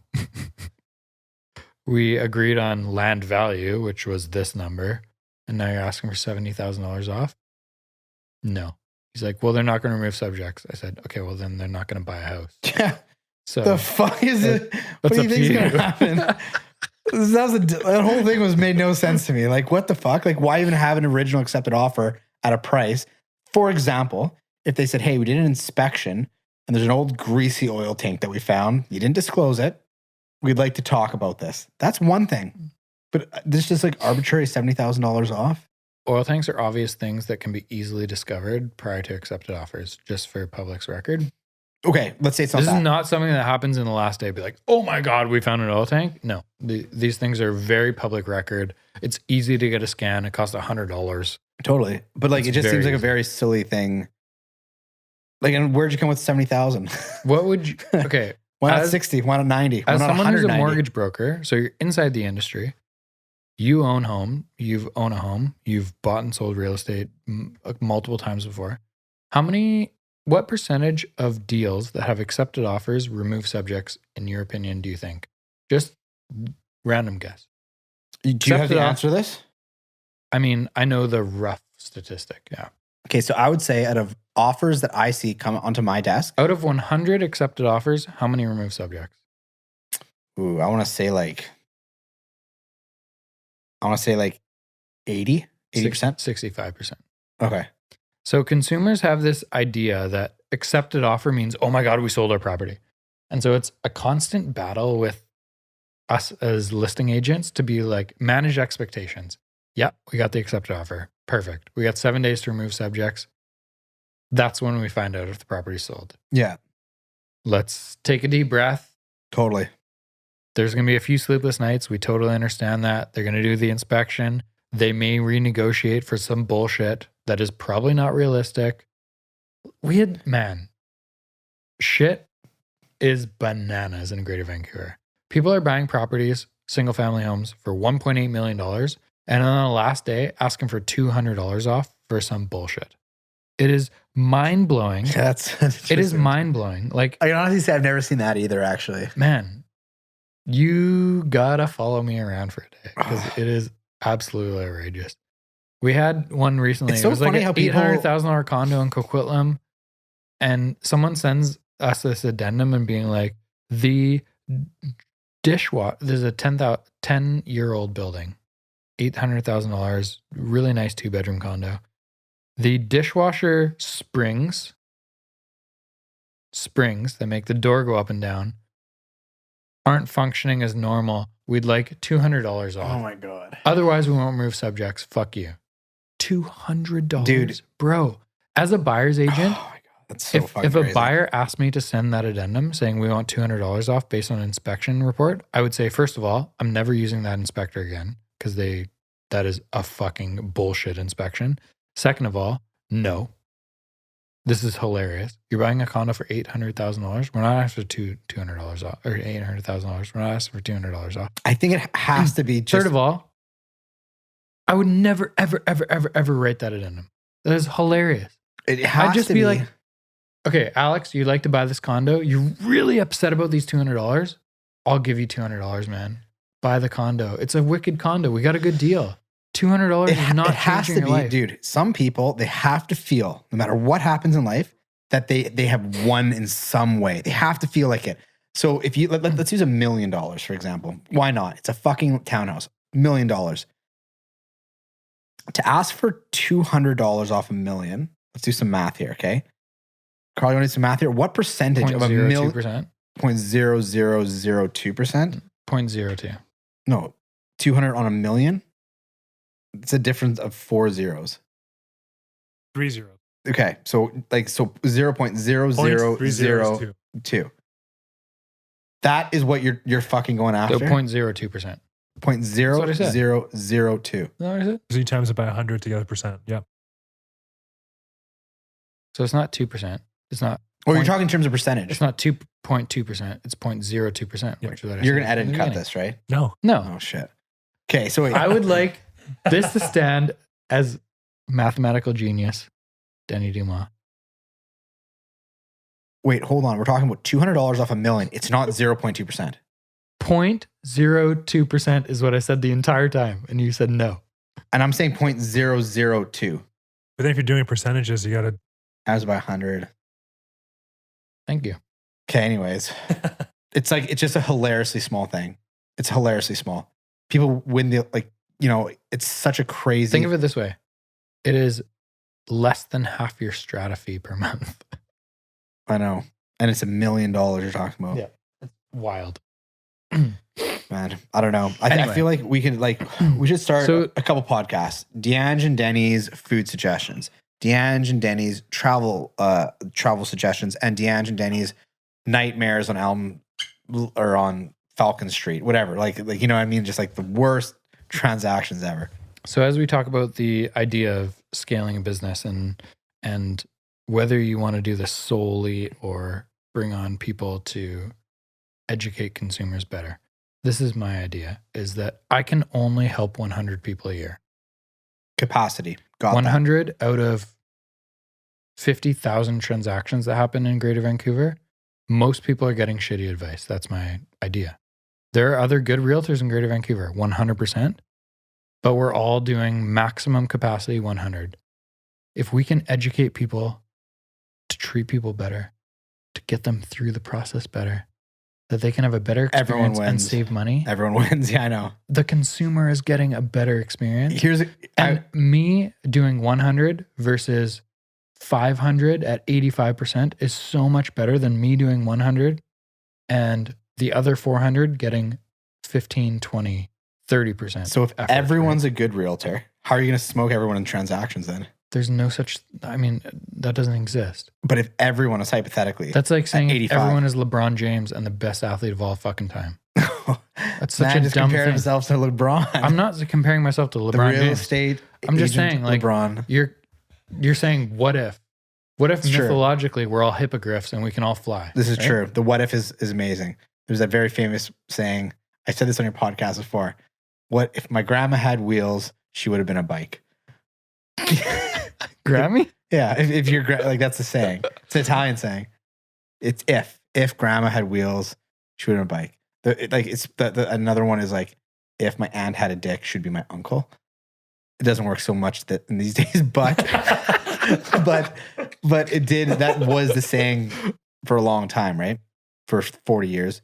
It's basically saying if is, but if it doesn't make a difference.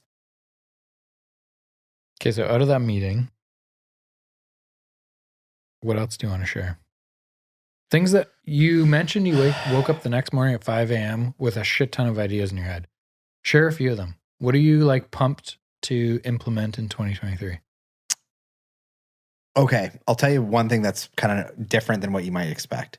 I mean, I'm excited about so many things for our team in 2023, and a lot of them you probably wouldn't expect. So like, I just think that businesses are so dynamic and there's so many crazy things that happen behind the scenes that when you tell someone else, like me and Jamie and Monica had a 3-hour meeting today. And if I told you what it was about, you'd be like, really? You spent 3 hours on that? Yeah, this was one thing that was really cool was the president, like the CEO of the entire mortgage brokerage was there. Which is Mortgage Architects. Mortgage architects. And what's that guy's name? Dustin Woodhouse. Is that guy an OG? That guy is a fucking, he is like The Elon Musk. the Elon of Musk of mortgages. mortgage broker. Seriously. You should message him and get him on your podcast. I can arrange this if you like. I'd I'll love to connect chat you with guys. him. Because this guy is really the type of person who, like in banking and finance, I've been in banking since I was 21, so I've been in banking for 12 years. Things can be very black and white. This is the policy. This is the procedure. This is how it's done. This is the lane. You drive on your lane. This lad is like ATV, man. Like he's going outside and inside. Like he really is like, he's very creative with his thinking. He's very unconventional with what he thinks. Like so someone says something, it's a mastermind. Someone says something and out of this room, let's say there's 10 guys in this room. One guy says something. Let's say 7 guys have kind of the same thought about what this person just said. His thought is going to be something completely different. And he'll say it and you'll be like, firstly, to be honest, my first thought was kind of like, what the fuck? And then you think about it and you're just like, wow, like it's just like so. I think that as bankers, we're so like in the norm of, okay, well, A equals B. You put vinegar and baking soda together, you're going to have this, like, this is it's always going to happen. What's going to happen, right? This is going to happen if you put these two things together. He's like, well, if you do it like this, maybe it doesn't happen like that. I was like, I can't get into specifics because I want to just respect his privacy and kind of his ideas, which I thought were brilliant. But what I took away from it was like, goddamn, like there's so much to learn from people who have been doing this for so long. This was a person who was an ultra successful broker, like insanely successful broker. He's like, to your point, he's like, I can help out, let's say for him, he can help out 500 people a year. Or you can start one of the biggest brokerages in Canada and help. And he does classes, he has books. The guy's he's switched on. Like he's really, and the thing about him was I heard a lot about him before I met him.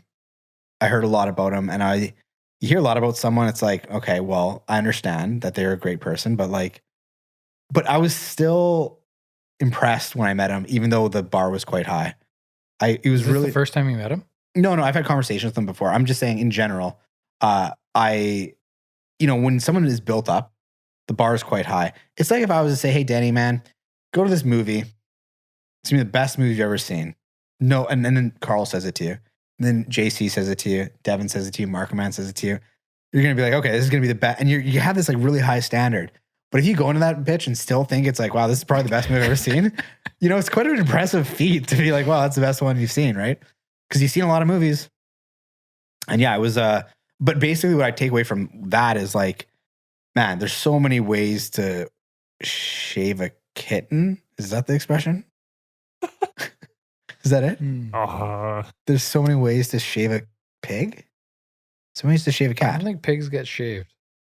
I don't think I met a pig and it was hairy. It was hairy? Like fine hair, but yeah, it was hairy. So many ways to shave a kitten. I don't know why I shave. I don't. Oh, fuck. It's so many ways to skin a cat. Yeah. That's it. Yeah, there's so many ways to skin a cat. So anyways, I've been skinning cats one way and like really it was quite interesting. And the thing why this whole thing is humbling is because when you get to a certain point, you think like it's like me at 25 finishing university thinking I know everything about life, or 24, whatever it was. You think you know everything. Do you think that though? I have had points in my life where I legitimately thought I knew everything. I'm not lying. And I did not understand how little I knew. Just this meeting was like, shit, man. So I said, what was it, 5.5, 6 hours? That's 6 hours of my life where I went to thinking I knew 95% to knowing that I knew 5% in 6 hours of my life. Think about that. Think about how humbling that is. This is why I like podcasts so much, because I listen to so many podcasts on hilariously different topics. Like today I listened to one on transgender. I don't know. Going anything. On this rabbit hole again. I'm not commenting on it. I just don't know anything about it. And then like a couple days ago, I listened to one on factory farming in the US. I don't know anything about it. I know a lot about real estate in Greater Vancouver, but I don't know anything about real estate in LA. I don't know anything about real estate in New York. So this is part of the reason for podcasts and why I like podcasts so much is just because you get long form education, experience on a specific topic that is like really, really, really interesting. And then you can pick up little things on it, right? When do you listen to podcasts? In the car, mostly. Yeah. Sometimes working out.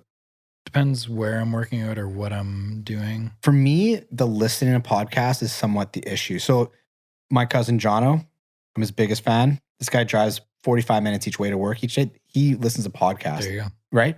I have a mailman my girlfriend has a cousin who's a mailman. And he listens to podcasts when he works. This motherfucker's getting smarter than everyone because he's studying 8 hours a day every day.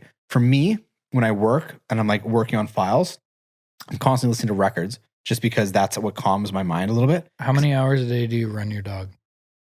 How many hours a day do I run my dog? 2? No. Run Archie 2 hours a day, he'd be fucking dead. 0.15.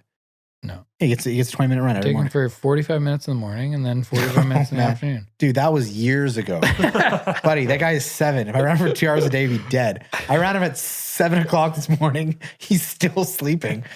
He can't do that shit. No, I think that for me, what I like to try to do And this is something that I'm putting into so in banking, our new year is November 1st. So I am now in 2023. I don't know if you knew that or not. I mean, you're not a banker. But a fiscal, so all the shit in my world resets on November 1st. Good thing about running your own business is you get to decide when that year ends. I think you're thinking of tax years. I'm thinking of like corporate years where like a bank will be like your volume for this year or your whatever, like files closed this year or whatever was this amount. That is November 1st to November 1st. Regardless if I'm self-employed or not. That's the fiscal year. So one of my things I'm doing in 2023, and this is going to be a very, like, you're going to be like, well, that's a very niche Alex thing. But I really like to go on like 5-hour walks by myself. And 5 hour. Buddy, ask Carl. I did one. You can see it on my Strava. I did one a couple weeks ago. I think it was like 5.5 hours, just a walk. I do it. I like it. So what I do, so this is like this will be like a Saturday morning. I'll leave and I'll just walk for like 5 or 6 hours. And like... Dude, what kind of distance are you covering? So this walk was half marathon, 26 kilometers. Wow. And then I walked up to the top. You want to know where I went? I did the West Canada, or that Trans-Canada Trail. So I left my house. So here in like basically kind of like the hills of Port Moody, Coquitlam. Walked down to basically the Trans-Canada Trail. Walked by the breweries, down Barnett Highway, over the mountain to Lougheed Mall, and then back up down Clark, which goes to North Road and home. It was like 22 kilometers or something. I think it was like 22 or 24 kilometers. And anyways, long story short about this whole process is I found that's a really good time to like, if I want to listen to podcasts. No fucking shit, man. You could go through 5 podcasts there. I know, it's really great. Do you listen to podcasts? What platform? Spotify? Spotify, yeah. Okay, so do you listen to them in regular time or 1.5 times? The fuck does that even mean? So every podcast I listen to is 1.5 times. So they talk slightly faster. It's sped up. Interesting. No, I definitely listen to it in Okay. regular time. So you're going to change. This is going to change your life. So in a 5-hour walk, you could literally listen to like 3 or 4 Joe Rogan podcasts. But my That are point, 3 hours my each. point on this is that this is a time for me to like, enjoy nature, relax, and clear my head and learn. And I feel like if you were to like speed up a song, for example, No. I'd be like walking quicker, going different. up the mountain. It's different. Burning Mountain. It's like me saying, "Hey Alex, how was your day today?" versus, "Hey Alex, how was your day today?" Okay, I see what you mean. You still hear the So exact same thing. Yeah, we speak less quickly than we The comprehend. pauses are more brief. Try it. Honestly, try it tomorrow. Okay. Do you like exercise most days or how? I would 4 say that's days a another week, part of 3 days a week? 2023. I'd say no. I went. So my plan was when I moved to Coquitlam, because I live right on the Coquitlam Crunch, I want to do that every day or a couple times a day. But what I found I do is I don't do it for like a while, and then I'll do it like 3 or 4. Like I'll do it a bunch of times, and then I won't be able to walk for like a week. But then I'll recover, and then I'll do that again. I think the healthier method would be to try to do something every day. I noticed another thing I noticed about this meeting that I was in, just jumping back to that, these guys all had very regimented exercise schedules. So Every single one of them. regardless of exercise or anything else, exercise, client follow-ups, like process implementation, whatever the thing is, consistency. If you look back, like I'll look at myself, for example. I look back 3 years from now and look at my Instagram. The product that was put out on my Instagram is cringeworthy versus today. And I look at the reels and the stuff that our team is doing, and I'm like, fuck yeah, we're like, this is pretty exciting. Imagine pretty 3 cool. years what it's going to be. Exactly. So like the consistency of doing something every single day, whether it is one time crunch, 20 minutes up, go home, start to work. Well, that's 20 minutes times 365 is hilariously important. That's what- versus doing it 3 times and then being like, fuck, I'm tired. I'll do it next month. That is exactly what Dustin said. He said that things that are like things that are, I can't remember how he worded it, but basically any action you put into your business, if you treat it like going to the gym, you can go to the gym and you'll have absolutely nothing to show for it. But you do that for a month, there's something to show for it. Do that for a year, there's really something to show for it. Do that for 5 years. Wow. Like look what's happened, right? Have I talked to you about my fitness journey? If we're talking about fitness. Yeah, you worked out every day for a year. 2016, I got fat. Well, 2014, 15, Subjectively 16. fat. In my opinion, There's I got 300 fat. pounders out there that'd be like, fuck off, Danny. For me, right? Like everyone can feel their own shit differently.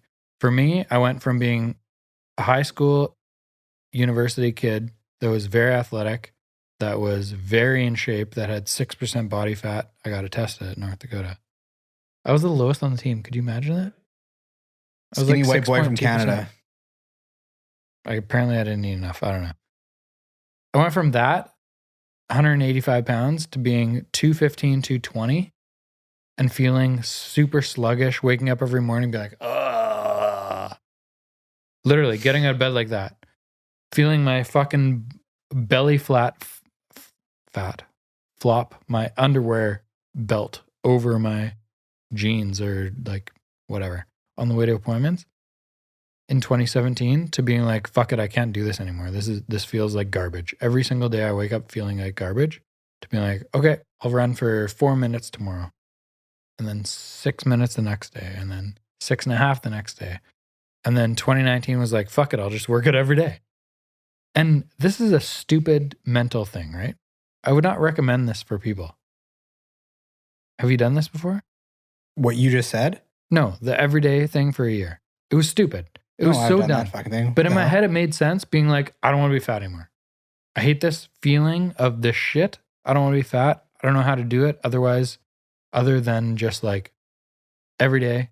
I have to guarantee that I'm going to do this thing every day. The thing is, everyone will make an excuse of why they can't do it someday, and that day turns into a lot of days, right? I think I'm old enough now. People would say, I'm sick. I'm not going to do it today. And that one break in February turns into 3 days in March. I'm hungover in July. That turns into like, you know what I mean? It grows like 100%. It has to be every day. You can't fucking make an excuse. The hardest day for me was in May. So it was 2019 that I did this stupid thing of working out or running or hiking or all three, which I would say 4 out of 7 days a week was all three. But each day I had to do 30 minutes of exercise every single day. What was your the hardest day was in May. What was your threshold though? Like, what is exercise? Breaking a sweat? It doesn't matter. So this is the thing that people think. Like they have this fucking image in their head that like, oh, David Goggins is running 3 marathons tomorrow. I'm not gonna fucking do that, obviously. Yeah. But like people have He's this stupid incredible. image of like, I need to set this bar so high. Why not tomorrow wake up and be like, I'm gonna go for a run for 5 minutes. Then run 5 minutes, 5:01, sweet. Walk back to your house, go to work, do it tomorrow morning. I'm gonna run for 6 minutes. Like this stupid image of like people following people on social media, these like workout junkies that are hilariously jacked and look like steroid monkeys. It's not realistic, nor is it something that I have any aspiration to be. So it's just like, what does my head tell me I want to do? And all I want to do is feel better the next day. That is why it's That's it. shocking when people, this is something that's actually shocking to me, when people make fun of fat people who are working out. I think it's a fucking hilarious thing to do. If someone fat guy is at the gym or some fat guy's running up, people will be like, hey, there's a fat guy running. Who's making fun of fat people? Though? People do this shit. Insecurity. People do this shit. I think it's the only most hilarious thing insecure to do. people. When I see a fat guy running up a hill, I'm like, wow, that's awesome. Like, I need to run up a hill. Like, that is an awesome thing. It's motivating. It's motivating for everyone. Like, everyone who sees that's like, okay, well, either like, I don't understand people who shit on stuff like that. It's so weird. It's such a weird thing. Because I see it online sometimes. People making fun of fat people working out. It's such a weird thing. Like, this is a person who's actively making their life better. And for them, it's harder than it is for you. And they're still doing it. And you're making fun of that? But what's most of social media? Because you're saying Bullshit. online. It's Online mostly is social bullshit. media. Yeah. It's Most bullshit. of social media is insecurity. Mhm. Most of social media is saying like, look at me in the bikini. I look awesome. I need people like me for me to feel better I about know, it's myself. fucked right? up, man. This is why I have to unfollow people, man. That's why people are making fun of fat people, is being like, you don't look as good as me. And the fat person's like, well, I'm doing more exercise today than you are. So I'm making more progress. I than get you it, man. are. It's something. It's like going back to the coffee peanut butter thing, third baffling thing is people making fun of fat people working out. I don't get it. Every time I see a fat person working out, I'm like, that is fucking sweet. I need to go work out right now. Because I think that it's so much harder for them. And like, they're so much like, if I'm self-conscious about what I can do and they're doing it, like, what the hell right do I have? It's very motivating. I really like it. Anyway, man, we've really bounced around on this podcast. Holy shit. I know. After 2019, where I told myself I was doing 30 minutes a day for the entire year, I adopted this thing that I had to work out. I had to push myself for 20 minutes per day. And this sounds so small, right? 20 minutes in 24 hours is not that much time. But, and I also tell myself that I can take 1 to 2 days off per week and be totally fine. So usually it's Sunday for me. NFL's on. I like watching the Seahawks. This is my thing. You like watching soccer on Saturday? I don't know, mostly Saturdays? Whenever it's on. Whenever it's on. It doesn't matter what day of the week it is. For me, it's Sundays, NFL's on. I like sitting on the couch watching NFL. There's work shit that comes up. Mostly it's on my computer, but I'm on the couch. So I tell myself that 20 minutes per day is the absolute minimum that I can spend exercising. And since 2019, so 2020, 2021, 3 years, I find that is a really good balance for me. That minimum 20 minutes, but sometimes it's an hour and 20 minutes. Sometimes it's 21 minutes. But that's the minimum that I will try to push myself physically, whether it's lifting weights, going for a run, bike on the echelon thing that we have, or whatever. And like, that is a super good balance to keep me kind of like maintaining. Yeah, I think that you're a little bit fucked, to be completely honest with you. Like, no one's going to just automatically be like, I'm going to work out every single day for a year and be able to do that. I think that most people will have a different approach to it. So, but this is coming from... I'm just saying, most people are going to have a different approach. This is coming from you talking about consistency from Dustin and McFadden and the people that you met with last Thursday. Mostly Dustin was talking about his consistency. Yes. Yeah. But look at any successful person in any industry of all time. What is the common denominator? I would say work ethic, which I guess would maybe go into consistency. Disagree. Consistency is the common denominator. You can work really hard for 24 months and then fuck off and your business goes to shit. Okay, right? I meant consistent work ethic. Consistency is the first word you said there. Okay. But I'd agree with that. That's it for anything in life, man. Like in a personal relationship, in like your relationship with your kids. If you treat them like gold for 3 days and then you're like, fuck it, I want to go away with my friends and golf for 2 weeks and then I'll come back and I'll be your best friend. Your kid's going to be like, why'd dad go away for 2 weeks? You know, like. Argument to not have children. Same as a business, same as anything. Yeah, I agree. Consistency is definitely important because things are not an immediately gratification, right? Almost nothing's immediate gratification. Name one thing that is immediate. Drugs. You know what I mean? Like that is what drugs are. It's an immediate gratification without work, right? That's what they are. That's literally the definition. Like that is what a drug is. You get an immediate gratification by somehow altering. You know what I mean? Am I getting too spacey here? But like that's what it does. That's what the point of it is, right? Gratification without, like, you could run a marathon and get a runner's high, or you can do drugs. You know what I mean? You could. Does that make sense? That's why drugs exist. It's immediate gratification for things that take work. Yeah, I'm trying to bring it back to reality though. So I think that's very realistic. Carl, looking at first base here. Is that a good point? I think so. Sounds good. I'm pretty sure that is the definition of immediate gratification. It's just people who use drugs. That's what the point of them is. That's the whole point of the whole thing. Yeah, I'm trying to like. There's no rebuttal to that, buddy. I'm just trying to articulate why or how.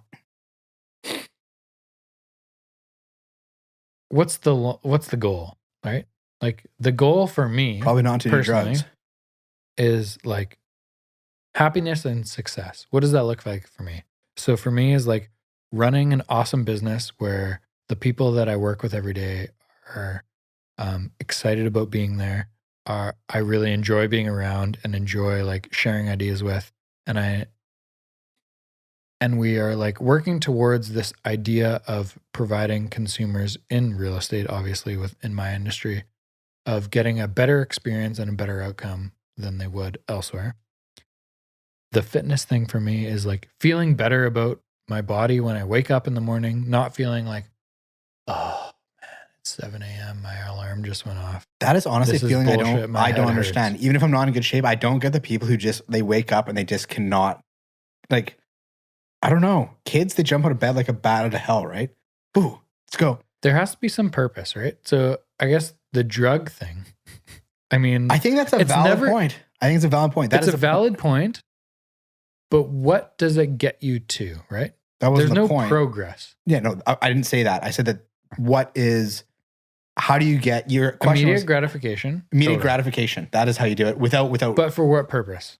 That's, I guess, the purpose of immediate gratification. That's a purpose. Yeah, but you're not progressing in any way. Of course not. Right. You're actually regressing. So like all the things we're talking about, all the things that we are trying to implement in our own lives, whether it be like daily activity, daily processes that are making our businesses better in 5 years from now than they are today, whatever, are on the idea that we're progressing and every day we're waking up and we're excited and we have some sort of purpose to move forward.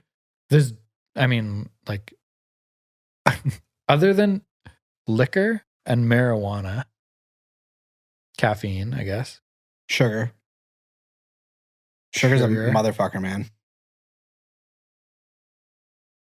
I guess tobacco. What's the point? What are you asking? No, like drugs that I've actually consumed. Like, I've never consumed Yeah, okay. cocaine. So I didn't know where you were going I've with that. never You're like, just naming consumed- drugs. I was like, what the fuck's he naming drugs for?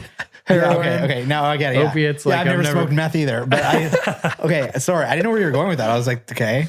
Yeah, so basically your main ones are going to be like or just things that I've consumed. That's all I'm like, Okay, I get that. talking about. Okay. Like, I've never consumed heroin. I don't know what that high is like, nor do I want to experience that because I've seen so many people that have gone down that path and just like, it's just a downward spiral. it's not a good one. Yeah, it's not a good one. I I would like say the upward spiral. So I would like my thing to go like that. the thing though is And it's so like fuck. It's we're so talking much, about the processes and the daily consistency of physical / business stuff. yeah. The thing is though, And then you mentioned drugs, and I just sure, yeah. Immediate gratification, great. But what is that getting you? So wait, I think, okay, to summarize this entire fucking ridiculous conversation, this is the point of this, okay? You're saying that consistency builds something that creates end words gratification. It might not be immediate, but you work out every it's day. never immediate. It's never immediate, but you do it consistency, you get gratification. And then you asked me, and this might be from like something I've seen today, literally online, what is immediate gratification? I probably watched some drug addict being like, drugs are immediate gratification. And to me, that makes sense because like there's no consistency, there's no work ethic. Like it's so much harder to, again, as I said earlier, to do shit, to get shit, than to just get shit without doing shit. Just getting shit is you got to do shit to get shit. So if you want a feeling of like euphoria, let's call it euphoria. Let's call it high as fuck or euphoria. You want a great feeling. You can either work really hard to get that, right? Really hard and climb the mountain, run the marathon, build a company. Like you get this euphoric feeling and it's just like these drugs in your head that are just being like, like these like serotonin, dopamine, whatever it is. Boom. Great. That takes a lot of work. Or people achieve those by doing drugs. That was my point about what is immediate gratification. That is what that is. Remember our conversation, was it yesterday or 2 days ago in our I don't know how we got to group this chat? point. But what? Talking about happiness and like That was last night. chasing happiness or achieving happiness or like defining it. And what does that look like for each person? And it's That was last different. night. And it's, yeah. And it's different for everyone. But I think the important thing is trying to define that. And what does it look like? And for me, the comment that I made was like, I firmly believe that my happiness or the idea of my happiness only comes with sacrifice. So I'm willing to sacrifice some years of my life to get to a level that can then produce the ideas of my happiness. Whereas this like drug, you mentioned, we shouldn't talk about drugs too much, but like, man, we've kind of gone on about it already enough. I think like can't really pull back from that. I just don't have any experience, so I can't. I understand, but what you're saying is though. But first, you have to understand. I'm saying like trying to produce long-term happiness. First, you have to understand your definition is super subjective, right? I know people in my life who literally their happiness put this motherfucker in a field with butterflies, and they'll just sit there and they'll be happy as shit, and that's their happiness. It's so subjective. My fucking no. Yeah. See what I mean? See, I wasn't that far off. But my opinion, my thoughts on what we're talking about, we're jumping around a lot, but my thought on chasing happiness is I felt that what I do is I create a finish line of where I say, I just get there, I'll be happy. And then I get there and I'm happy for a week. And then I look up, I caught my breath, and the finish line's 10 miles away. So this And is the problem. this has been happening for 15 years. This is the problem with a lot of people, though. Yeah. Is the finish line idea is it's flawed. The idea that there is constant progress and just understanding that like this is the next step I want to get to. So like we've talked about this so many times on the podcast is like my thought of there's 100 steps in your life. And when we started this podcast, I remember saying I'm on step 3. And people I was talking to, Steve Ennis, maybe like one of those early days podcast. I think he was podcast number 3. And he's like, what does that even mean? Like you're selling a lot of real estate, you're doing really well. Like what do you mean step 3? Like, well, there's a fuck ton of things I'd like to achieve still. And it's just like this constant like step up. What's the next thing? And the next thing doesn't have to be more money or more success. But the next thing should always be like more fulfillment, more passion projects, more happiness. Mine more, is always whatever. My thought is if I just blank. But that's such a bad way to think about it. Dude, tell me about it. Fuck, I'm not suggesting this for anyone. I'm just saying this is what we're talking about, happiness and chasing happiness in this conversation we had. My issue is if I just blank, then blank. If I just it could be anything. It could be like a monetary goal. It could be a career goal. It could be relationship goal. If I just spend more time with my family, I will be satisfied. Reach that goal. Okay, now look ahead. Okay. If I just get this little nicer car, I think I'd really have more fun. Okay, well, there we go. If I just was a better golfer and I practiced more and I could shoot 76, I think I'd be satisfied with my golf game. Okay, well, that's done. Now you look up. And it's like this thing every time you look up, it's like, what the fuck is this? I just reached my if I just. And it's just more, right? There's no momentary, like the fulfillment is always like 5 or 6 days, and then it's well, now if I just what? You know? So I think it's okay to have very unsatisfying that thought process. I think it's okay to have that thought process if you are thinking about it the right way. If you're thinking about the end thing. But what is the end thing? No. But if that's what you're picturing, if you're picturing the end thing is the nice car, and I work my ass off every single day for 5 years, and I save up enough money, and I do enough mortgages or whatever, and then I buy that car, it's over immediately. Totally. The monetary things are the easiest ones. Those are the easy, like that's the easiest because it's so subjective, right? Or objective. But if the end, not the end thing, but if the idea, and this is what I'm trying to design my like future life around.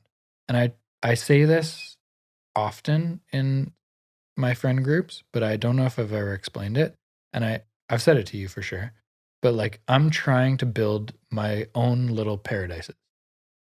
I've said this before, right? Mm-hmm. Do you know what it means? Have I ever explained it to you? I feel like for you, this is getting kind of deep here. I know that we're running almost an hour over here. When you gotta leave? Yeah, 44 minutes ago. That's fine. I think when you say paradises, I kind of think you mean safe spaces, like places where you're happy. Not safe. Like, safe for me is irrelevant and it doesn't really make sense. Don't use 'cause it as the 2020 like word it is. Like go to a safe space. No, Don't use no, it like that. I know, Use no, it as no, like no. a place where you know you're going to be good. That's it. So these are the reasons that I'm building these paradises is they are the places that long term I see myself spending a lot of time. So one is the place that I live and sleep every night, which is now here in Port Moody.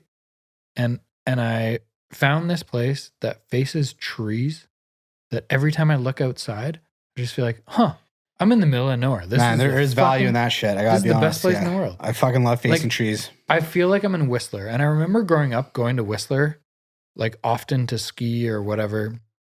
And I remember looking out at the trees and mountains and just being like, man, this is so peaceful. This is so chill. And so this is one of my little paradises is this little place, Port Moody, that is facing trees, that every time I get home, I walk in the door and I feel like, for me, chill. My word is a safe space. That is a place where you know you're good. You got the trees, you got that fucking monkey, this guy, you got this shit, That's right? Chester. Fucking, he fucks and the up boot here. upstairs, you got these things that are your things that you've carried around everywhere you've gone. It's a safe thing. And then, so you can go on. Like, what's another place that is like paradise? So I've currently built 2 paradises. I've built one paradise for myself in Port Moody here at this house that I feel very chill when I get home. And the other place is the Palm Springs house that I feel every single fucking time. And I've gone there 35 times in my life. Every time I get off the plane and I walk through that little underpass that says Palm Springs Airport or Palm Springs International, The man is or whatever the tearing hell up. it says. The man is tearing Every up. single time I walk through it, I feel chill. I feel relaxed. I get it. And for the entire time I'm there, I work most days. I answer emails most days. I'm on the phone with clients most days. I'm on the phone with my team every single day. But every single day at the end of the day, I'm like, this is the best place in the world. I agree with that. But also note that you are picking as your paradises or your safe spaces or whatever you want to call it. Let's call them your paradises, okay?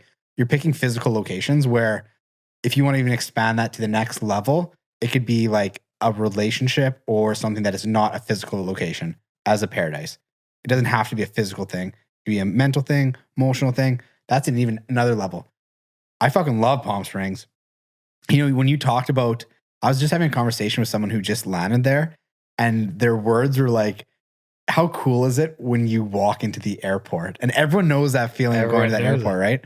Like that open airport where there's just the canopy. Everyone knows who's been there knows what that feels like. You know that you're just going to be able to just fucking kick it.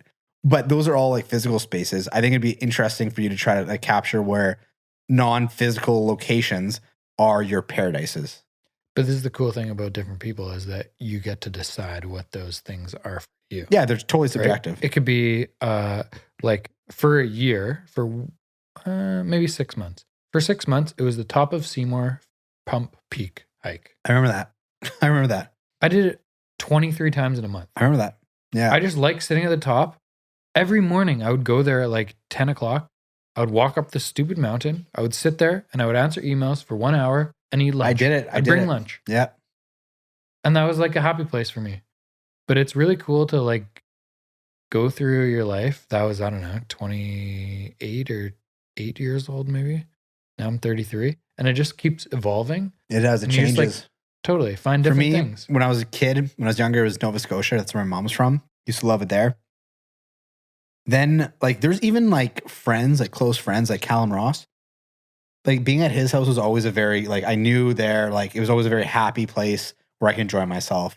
Being in the Heights was always like a paradise, Being in the Tri-Cities, I think right now is kind of my ultimate paradise. But okay, for example, like these lads that are surprising Marco tonight, their house in London, that is a new one. Like it's shifted from Nova Scotia to this place in England. It's very fluid, right? It doesn't exist forever. But I do think it's very valuable to have those places. I feel sorry for people who don't have somewhere to turn, somewhere to go, something to do, must be a very isolating feeling. It doesn't have to be expensive though, right? Like for me, the first one coming out of the divorce bullshit relationship was fucking Seymour hike. Yeah, I hear you. That's it. how I you- did it like it's how it one makes you time. feel. I was like, man, I feel good up here. I'm Yeah. gonna come back here. That's how it makes you feel. And then I went back twice, and I was like, I'm gonna come back tomorrow. I gotta say, You just man, kept going even though and you call it going. paradises, I really do want to say like being. I want to say like safe place It's has not been safe. No, I know safe But place has in been my so mind, it doesn't- discounted because of what people be like. Oh my god, he's upset. Put him in the safe room. You know what I mean? It doesn't have to be like that. Like a safe place can just be some place that you feel like you can just like you're good. That's all it is. You're good. You don't have to worry about bullshit. You're on Seymour. I remember that big ass raven that was up there. Like, hey, there's a fucking raven. Oh my god, there's some snow. This See, guy's, you this know, is why I don't say safe, because those ravens are terrifying. yeah, they're pretty Dude, dodgy. Man. they will, if you They're big. take a quick nap up there, they will eat your skull. They're big. I don't know about eat your skull, but they'll definitely steal a scone. Okay, man, I got a jet. Okay. Supposed to go till 8, now it's 9. Oh, goodness. We should do a part 2, but I think we should focus a lot on food and business and less on This is back to drugs. We spent an hour and a half on Less food. on drugs. Yeah, less on drugs. That's all I have to say about that. Deal. Okay, let's do it. Thanks for coming, buddy. Thanks, man. I didn't really know where this one was going tonight. It really did bounce all over the place. This is the best part about the podcast. It really went is I everywhere. never know where they're going to go. This Neither is part did of, I. you call it a safe space. This is a paradise. The podcast fucking studio down here with the future feature wall. We, What is that going to turn into? This is a safe space down here. But what is this wall? Sorry, why This did is you do this? paradise. What is this? Because we got the feature wall over there. It's going to be up. Is Carl doing that? Jesus. We just need some free time. I know it's a lot of It's a work. busy time of year. It's quite the studio you have down here now. We're getting there. I was thinking on my drive over here, it's only a 4-minute drive, but the first podcast we did was I did one at your G&D office for the 4 growler challenge. You unplugged it? I had to unplug it. I'm sorry. I'll turn it on for you after. It's okay. Yeah, I think I've seen it. Have you? Oh. The first podcast I did with you was me, you, and Steve, the 4 growler challenge. I was at G&D office. That was the first one? I think so. I thought we did one before that. Just me and you. Maybe at Buchanan. So there's Buchanan. So there's 2 podcast locations. Then we did So we started at Carl's condo in Coquitlam. So I never did one at Carl's condo. Okay. I did one at your office in New West. I did one at Buchanan. I did one at Port Moody. Yeah. The Townhouse. That's St. George. And then I did one here. Now, is there anyone missing? I think you've hit all the locations. since Except we for your started. condo. Right. There was Maybe only 2. like 10 maybe? Yeah, maybe less It than wasn't. 10. Yeah. I think it was. Well, Carl, you should kick your tenant out and we can fucking I still got the condo. set that up. man. Sean Francis was there. Steve, Lucas. Lucas McCann Oh, was the there. OGs, man. I know. God, those are good. There wasn't many. No.